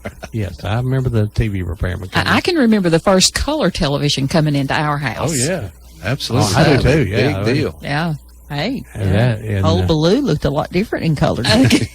Yeah. But going back to the businesses you mentioned earlier, Everett Houston, Mm-hmm. somebody did. I don't remember who mentioned him, but he had the little station just before you go across the bridge. Yeah. I learned to pump gas at that little Mm-hmm. station, and that was another one of those places where you go to find out all the gossip. Now, you know? what brand of gas was that? Esso. Esso, yeah. Mm-hmm. Wait a minute, that was a Pure station. It was Esso Pure. was Jim Ailey. Well, that's right. On the other end of That's town. right. And that Everett was Houston Pure. was, if I'm thinking right, it was Ken Webb's uncle. Uncle, right. And Ken lived right across the street from the high school. The high school, right, Literally. right. Now, Right. that was the high school and the elementary school at that time? Right. Mm-hmm. Darlene and I both went to the same school for 12 years. All right. And I lived right behind Ken, one block over. Okay. Right. And he lived on the other side of the school. Right. On our house yard bordered the school Yeah. property. Never had to ride a bus, eh? No, and I was so disappointed about that. That just seemed like the coolest thing ever to me. I know. Until I made friends with some people who rode a bus and would spend the night with them and have to get up and Yeah. be on that bus quarter Yeah. to 7 the next morning. Then I decided You maybe I didn't don't like miss a bus nothing. as much You as I didn't thought I miss did. nothing. Now, Richard, I understand that you're in the history books at Charleston High School. He's looking worried. Well, I think that you actually are in the scoring books at the Charleston High School basketball team. Is that right? My 8th grade year, I actually scored 2 points. And that was my career. So you, Now, You're- here's your basketball player Oh, yeah. right here. Still is. Yeah. so now, the history is that you are the lowest scorer ever in the history of Charleston High School. Is that? That would probably a reasonable assumption, yes. And what years did you play there? I graduated in 71. 71. So you, mhm. all right. And you graduated 73 then, right? Right. I'm in the middle of you here. So, okay. You played 3-on-3. I Oh, did. yes. That's Yes. the good old days. Yeah, Mhm. 303. And I was forward. And That was when. Who was your girls coach? basketball you're a little forward now, Blankenship. darling. Blankenship. Now Robert Lawson's a little ahead of you, wasn't he? He played Little bit, basketball right. there too. Mhm. Yeah, they said he was a good, or at least he said he was a good basketball player. And he was a good football player. Yeah. He was fast. They called him Rabbit Lawson because he was so fast. Oh, I didn't Yeah. know. So Rabbit Lawson, I'd We never need heard to that. relive that. What about the Dunns up there? You don't know Anthony Dunn, do you?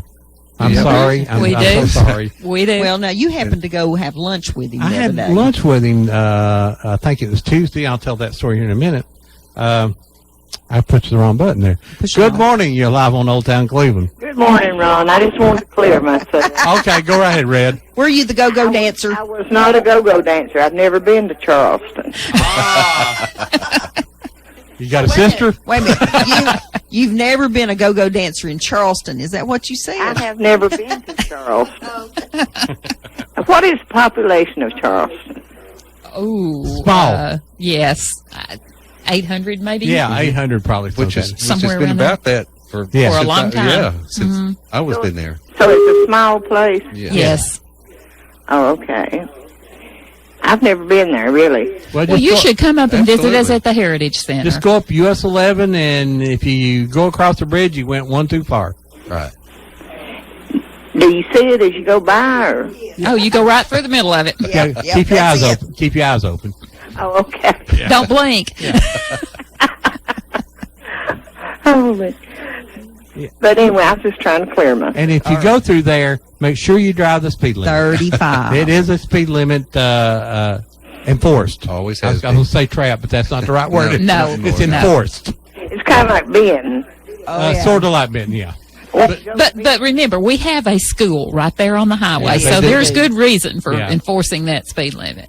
Oh, okay. Okay, thanks. Thanks. Okay, Rick. Bye-bye. Do you guys remember the old depot? Mm-hmm. I do. Yeah. Oh, Yep. wouldn't you love to have that still? Oh, yeah. Did you have any hobos? Oh, yes. Yeah. We used to have people from the train. I can remember, and, we talked about leaving our doors open. I can remember people coming, getting off the train and come into our house, and my granny who lived with us would make them a sandwich and a glass of sweet tea and send them out back to the picnic table for their lunch, and then they'd go back and catch the next train and keep on going. Yeah, I know my grandmother grew up, my mom and all down in Tinga, Georgia, right on the railroad tracks, and my grandmother never let anybody go hungry. If they come back there, she had something for them always. So I just never knew never thought about hobos being in that area and how far back does hobos go. I mean, yeah, I still think there I were don't remember a small lot. number when we were growing up. Right. I don't remember a whole lot coming by, but I can remember that happening. Now, she never let them in the house. Right. Yeah. But she would just tell them, sit down there on the porch and I'll get Now, you the something, early and you can go around to 30s, the back When picnic did the table. train come through? You probably know exactly when the train come through. Yeah, pay a bit of attention. In to it. Charleston, when the train come through, you were there at it. Right. You know? Right. It Let's get this call. Go ahead, caller, you're live. Hey, this is Sherry Delk. How are y'all doing? Hey, Sherry. What's going on, sister? Well, I kind of I didn't go to high school and stuff around here like you guys did, but that's about the time when I got out of high school that I moved here. We moved the first time and lived there about a year. Moved back home for 5 years, then moved back and been here ever since. But when we first moved here, my mother-in-law, my father-in-law got transferred here with a tree trimming company that worked for Volunteer Electric. And the bank was still open in the old part of town. I went there with her. We went into the hardware store, and I know there was a furniture factory right up there in town, kind of back behind everything. Now, the little restaurant you're talking about on the across the track, at that time, Yes. it was Victory Baptist Church. I knew there was a church in there. And after that, I think it was a bar. And then I think First Baptist even gave out free clothes or something out of that building for a while. And then, and it closed for years. But, Now, Mr. Duck lived right catty corner across the tracks from her, right? yes. Okay. Yeah. And we rented a place that was right on the corner of Market and Cass. It's burnt since then, but it was a huge, must have been some sort of antebellum home. I don't know. They had 4 apartments made out of it that my house would probably fit down in one of them now. But we rented that house there, and the Delks lived next door. And then across the street from them, there was a house that was a boarding house. And they said that boarding house had been there for forever. And had a big wraparound porch. That was the Lewis Ross property. Oh, It's okay. been several different things. Yeah. Okay. And I remember when it was, I believe it was in 72, because Jamie was walking, but just a little thing, when they opened the new bank where the Heritage Center is, and they had a big thing that day, a big grand opening outside with music and stuff, and Bob Vandy was the MC and the host. The legendary Bob Brandy. I mean, he had rock star crowds. He did. He did. Oh, it was crowded. They had food and gave away little free things that I wish now that I had that said Cleveland National Bank, but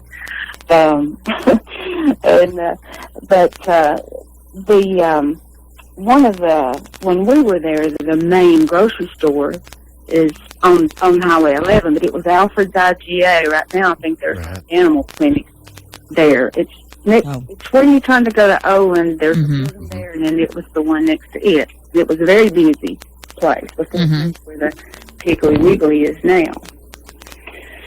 But my kids went all the way through Charleston School, and I loved it. I loved them being able to be, even though they're in different buildings, they started school there and they finished school there.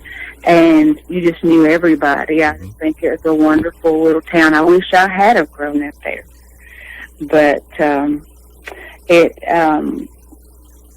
at the time, also we were living there when you were talking about the flood in, was it 73? Yes, yeah. Yes. We were living in the big rental house on the corner, but the Delks at that time were living right across the street at that house on the corner.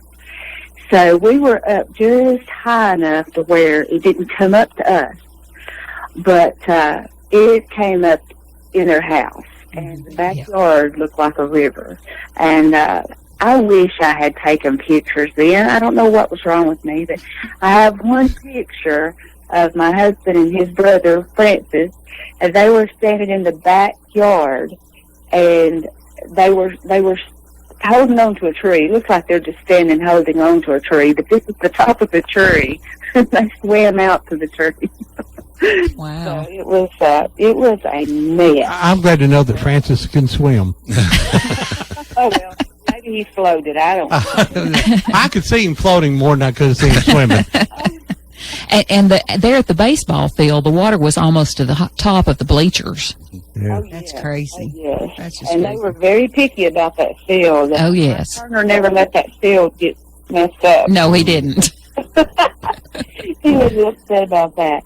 But, yeah, I remember about, now I was thinking the slaughterhouse is down at the end of, that road, if you just went straight down to the end of the old part of town now. I was thinking where the car park. No, it was on the other side of the railroad track, right at the end of Railroad Street. Right. And I know they always called that place there the backwaters across from the Henniger house. Yes. Right. And they said according to whatever TVA or whoever let go of a certain, I don't know if it was a dam or what, that's when the water would get up.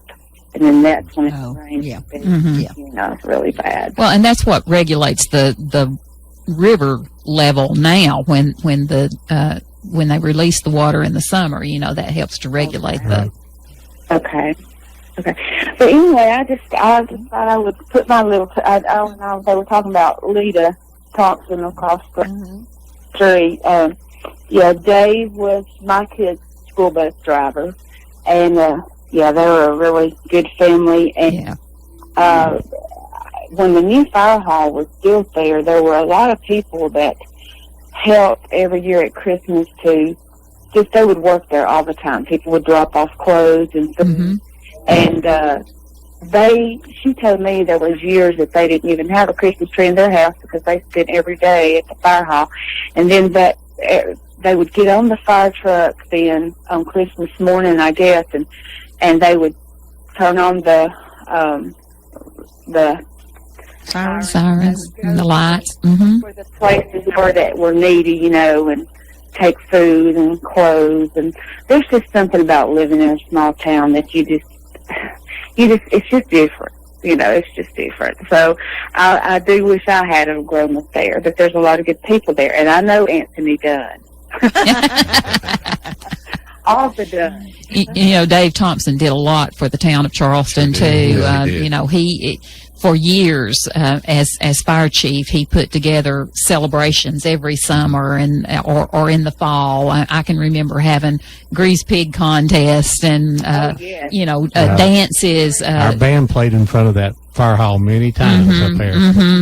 I remember the grease pig and the skillet throw. Skillet throw, right? That sounds dangerous. and a tobacco spitting contest. Oh yeah.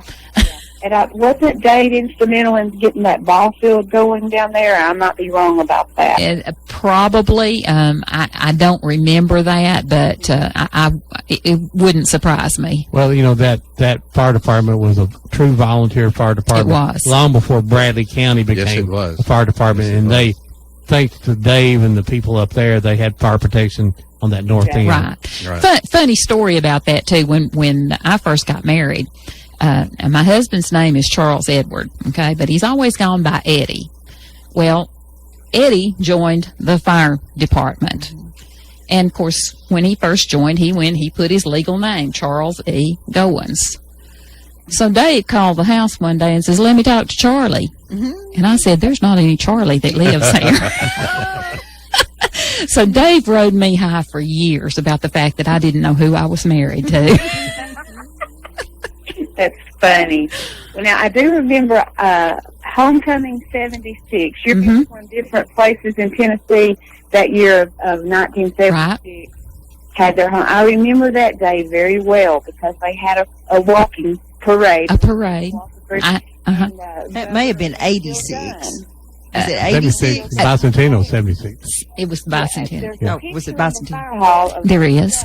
and Governor Lamar Alexander was there.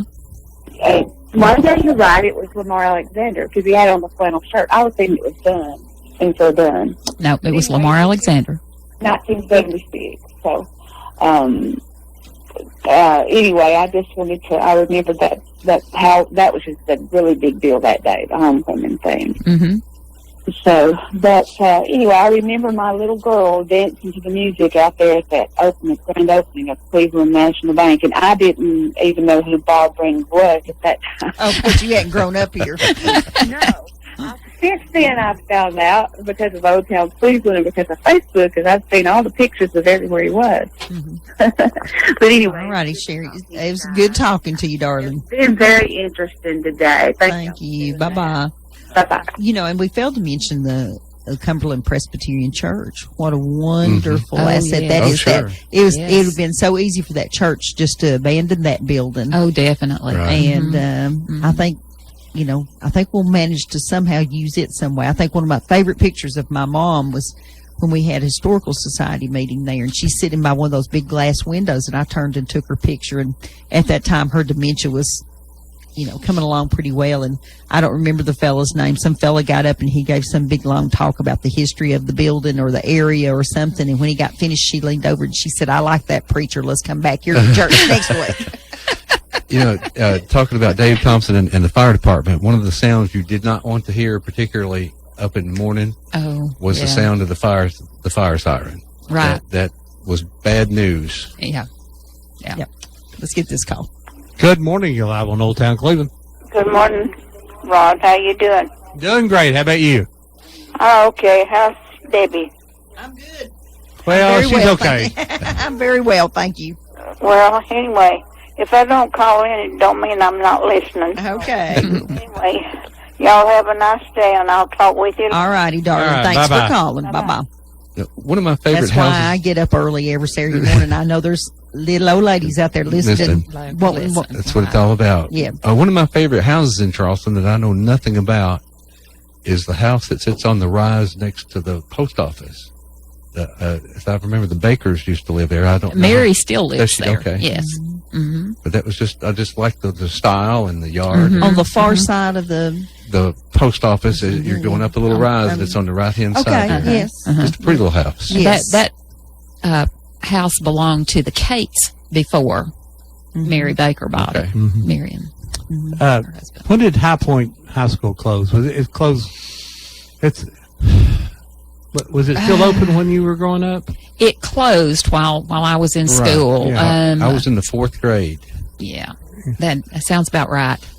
Now, if you I just imagine that's when integration. Right, right. Mm-hmm. What I remember about it is we had a bell in the morning. That they had a siren in the morning to signal the start of school. Siren. And then we didn't know. I didn't know anything about it. Didn't have a clue. It just looked like, why did they close that school? That's a nice school. Yeah, Did because you nobody go- explains it to the kids. Right. Go up by Green Chapel, go straight up to the top of the hill. Is that where it was? And they're just the foundation's just left now, isn't it? Right. I mean, They don't think it I'm not became even a sure preschool. there's a foundation left Oh, really? now. Really? I'm not sure. Yeah. Yeah. It was used for a Head Start for several years. I actually went up there. Mary Tim Bergen taught up there one summer. Of course, you know, she taught for the school system, but she taught up there one summer, and I went up and helped her with reading classes, volunteered up And there one year. Anthony Dunn, he runs a place called Go Daddy's Barbecue, or G Daddy's Barbecue. G Daddy. Yeah. If you go out by Cleveland State, go past in front of Cleveland State, out by the tennis courts, there's a building out at the end. You'll tell her and left. Innovation Center. Innovation Center. You turn to the left and go around to the back of the building. His is back there, and he has lunches, carry-out lunches during the week barbecue, of course, barbecue, chicken, and things. And he's got food there today till 1 o'clock, I believe it is. And if you've not had some G Daddy barbecue, I went up and had smoked chicken and some baked beans and hot slaw with him the other day, and I call it really lightly smoked. It's not that real smoky Right. meat, but it's really But now It's great. He's got some collard greens and things up there he cooked today. Oh, Now, wow. If you like collard greens, go up there. He's got barbecue. I'd go up for the barbecue. I'm not a collard green eater. Boy, I am. I could handle that. He's got collard greens and some cornbread and things like that prepare serving today. You got to put pepper sauce on your collard greens. Yeah, but he had like smoked chicken, baked beans, piece of bread, and I got hot slaw because I like it, and a drink for $7 plus tax, and it's carry out. So go up there and Ron Richard pulled up a cooler and sat down and put his plate on top of the they cooler got some and talked to picnic him. tables out there too. So Richard and I are going to go up next week and When it's eat some pretty this barbecue week. there when we're not on a diet. Yeah. And he usually comes up and sets up a food booth at the Cowpea Festival, he too. does. So I hope he's does. planning on, And if you're out there listening, Anthony, I hope you're planning on doing that again this year. Give me a call. And he caters too. So he's done Deb's Kick the Pig party when she got through with her last cancer treatment. He catered a party for us It's down there, and delicious. it was very, very good. We had leftovers that we froze, and several weeks later had another party at the house, and it was still good. Barbecue will freeze good for about 6 months, so, but I've never last that long at my house anyway. On mine either. It'll turn to a pot of Brunswick stew. Exactly.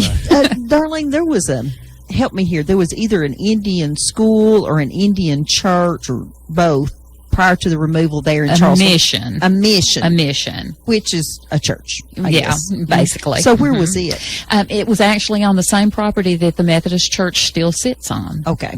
Okay, I know exactly where that's at. Mhm. I mean, you just can't wrap your mind around all the history Oh, that's no. on that 1 mile square up there. What about the kids over in Calhoun? Were you friends with them? Yeah. I friends think with Don many Wilson of said them. something about throwing rocks at them across the river or something at them. That's a pretty good throw, though, wasn't That it? was one of those love-hate situations, Yeah, you know. Yeah. I had a lot of relatives over there, so Yeah. I had to be, you know, but, but there was a big basketball rivalry between those two schools. Yeah, it sure was. And in the old Charleston gym, you know, it's flat now with the aluminum bleachers, but it had the old wooden sides and wooden stairs going up to the wooden bleachers that you sat and looked down at the basketball court. Right. If you've been in Arnold School's gym, that's what our bleachers used to look like. Now, I know that they're renovating the auditorium there at Charleston. Do you know if there's still seats for sale? As far as I know, they still have some. Now, I'm not positive. Who did they contact the school? Contact the school. Mhm. They're taking out the old wooden seats that would fold up. If anybody has a game room or something or looking for some of those, I'm getting a there's- row of them for my front porch. There's some way that you get them. If you'll call the school there, maybe they can tell you about it. Tell us one more time, Darlene, the hours and days that the Heritage Center is open. The Heritage Center is open Tuesday through Friday from 11 to 5, and then on Saturdays from 11 to 3. And well worth the trip. Go see the Cypress Gardens. Go ahead, caller. You're live. I ain't here. You know, You missed that one. I Ron. missed that one. Call back again, caller. Sorry. As soon as Fro Daddy gets off that answering machine, please call us back. And I'd just like to say that my name is not written on any of those seats in that auditorium. No. Carved, written. Mine, Any mine's bubble not. gum of yours still on the Nope, seat? none. Well, none. now I'm not a left bubble gum. Now, who's the president of the Historical Society now? Joe Bryan. Joe Bryan. And when do they meet? We meet the third Sunday of every month at 3 o'clock at the Heritage Center. And if you'd like an announcement, if you'll look for the Charleston Calhoun Hiwassee Historical Society on Facebook, Darlene always puts a notice on there. I think it's usually you. And the meeting last week where they talked about the Rose of Cherokee, Nancy Ward. Nancy How'd Ward. that go?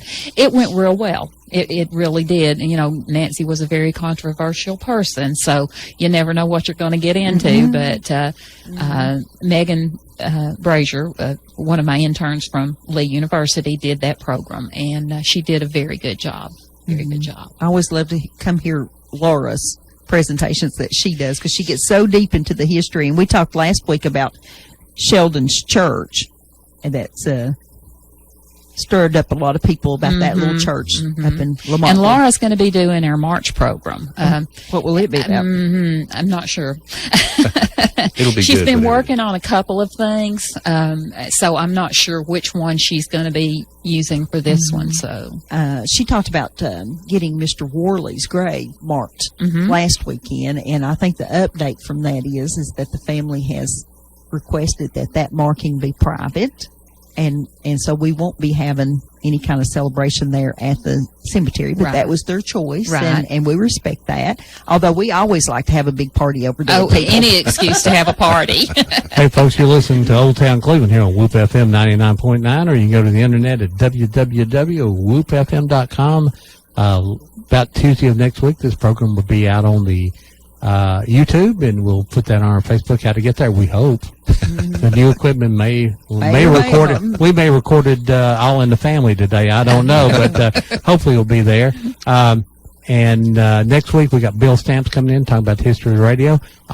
In April, at the Bradley County Historical and Genealogical Society meeting here in Cleveland, we're going to have Jeff Morlock there, who has drawn a map of downtown Cleveland and where the businesses were and what they were named in the 1960s here. It's very interesting. A lot of stores that you'll remember and some that I didn't remember. So We're going to try to put some pictures to that. So if you have pictures of the buildings, how they would look maybe in the 60s or the early 70s, we'd like to have that. Matter of fact, somebody posted one this week that was probably the early 60s on Facebook that you could see the Princess Theater and you could see the big Indian sign at the Cherokee. Anybody happens to have that big Cherokee Indian sign Yeah, we would like on the to have hotel? I'd like to have that. You can call us here at 614-5553. Got about 5 more minutes. Got Darlene Goins and Richard Roberts here. We're talking about the downtown businesses of Old Charleston and talking anything about there. Who's some of the people that you grew up with up there, lived in Charleston, right down the streets from you? Grew up next to the Newports and the Turners. Barney? At Barney Newport? Yeah. Fabulous guy. Yeah. The Turners, Mike Turner, we were right in between those two. Oh, I didn't know. Yeah. I didn't realize Mike lived there, too. Right. Okay. Right. The Hobbses were up on the corner. The Joneses were right next to them. C.A. Dawkins, do you remember? He's the head of the basketball referees association. Yes. His family lived there for a while, and it went right on down the road. Yeah, we knew a lot of people. The Crawleys lived absolutely. next to me. Which Crawleys were there? Orville Crawley. He was actually mayor at Charleston for Right. a while, ran the hardware for many years. Now, was he related to Tommy? Yeah, I don't remember if they're cousins or Right, brothers. but- I'm not but yeah, sure. okay. Don't remember. Tommy would come to the school and play every now and then. And he, then he was, done something with the state. What was it? Wildlife? He was involved in, he took a lot of the people around for the Wild River stuff there, because he worked for the state doing, God, my mind went blank what he did. Tommy. Yeah. It was with wildlife. I think I believe I it was think so, with yeah. wildlife. I believe you're Something correct. to do with the rivers out Uh-huh. there, yeah. Mhm. Yeah. Got a call here. Good morning, you're live on Old Town Cleveland. You guys had answered the question. I was going to say game warden, but y'all had already came out. Oh, okay. I knew it was something about my mind had gone There's blank. only 5 of us here, and it's really hard to think of all the words sometimes. Yep, that's it. Thank you. He was a good man. I'll sit and listen to you guys talk. I enjoy your show. Thank you very much. Bye-bye. See, if you don't know the answer, just call Somebody someone will. out there will Right. answer for you. Just mess up and somebody I don't call. have to know anything. And Right. this morning I've Right. proven it. You know, I couldn't push any buttons today at least. Good morning, you're live on Old Town Cleveland. How you doing, Ron? I'm doing great, Brett. How are you? Hey, Brett. Good. How you doing, Dave? I'm doing just fine, sir. Nice to hear from you. You got Richard Roberts sitting over here from the banner. How you doing, Richard? I'm doing good. How you doing, Brett? It's good to hear from you. We had a good game last night, Ron. Well, what was the score? We won 66-27. Whoa. Wow, that's pretty good in a, is it region contest or was that a, right now, what's the next game? We play on Monday in Cleveland. That's the girls. That's the girls Yes. game. And on tonight, Ron, Uh-huh. the boys play tonight At where? at Bradley. At Bradley, okay. And who are they playing? We play Warren County. Warren County, okay.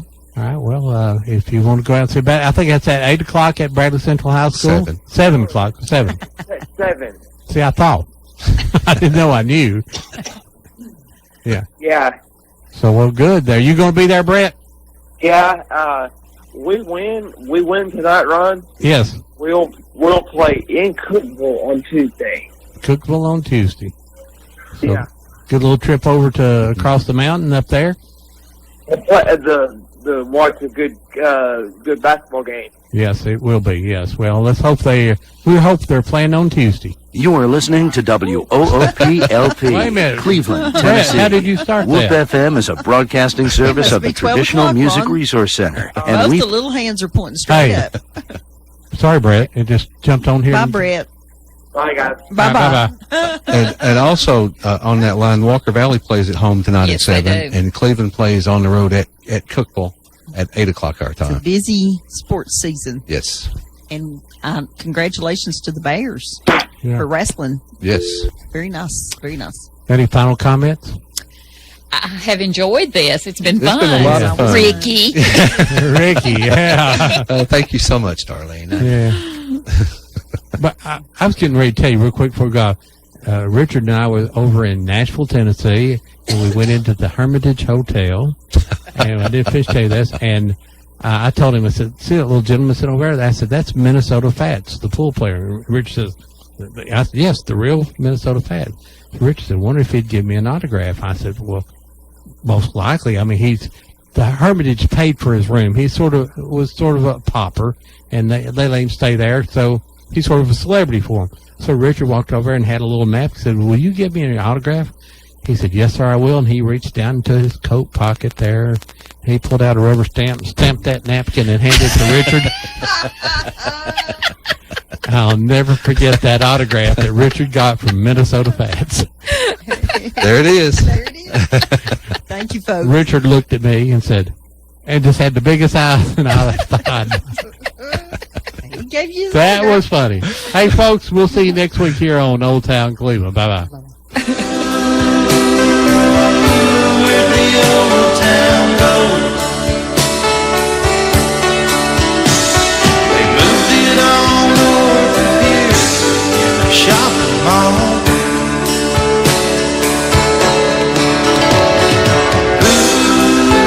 Ooh, where the old town goes. Did my hometown get old? Or just me? Did all my friends get old? Or just me? Are they all gonna have to be told? Or just me?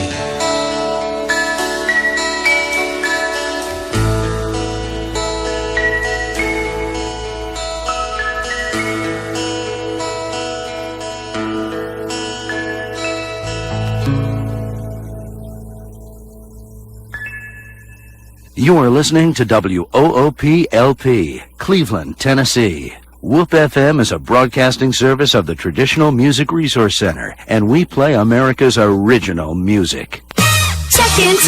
Check into cash. Need help paying for life's little emergencies? Get the cash you need today from your friends at Check Into Cash. Get a payday advance today for up to $425. At Check Into Cash, we make it quick, easy, and confidential. Get the cash you need now at Check Into Cash. Visit checkintocash.com for the store near you. Borrowers often use payday advances over a period of months, which can be expensive. Restrictions apply. See store for details. If you need a little green, Lending Frog is making deals. He'll lend you cash on any kind of wheels. Borrow just a little, or you can borrow big. Lending Frog is a new financial gig. It's hip to hop into cash. LendingFrog.com is making a splash. Dig it, dig it. Dig it, dig it.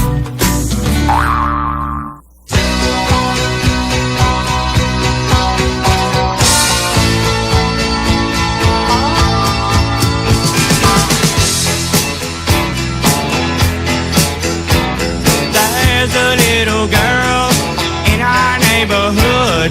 Her name is Charlotte Johnson.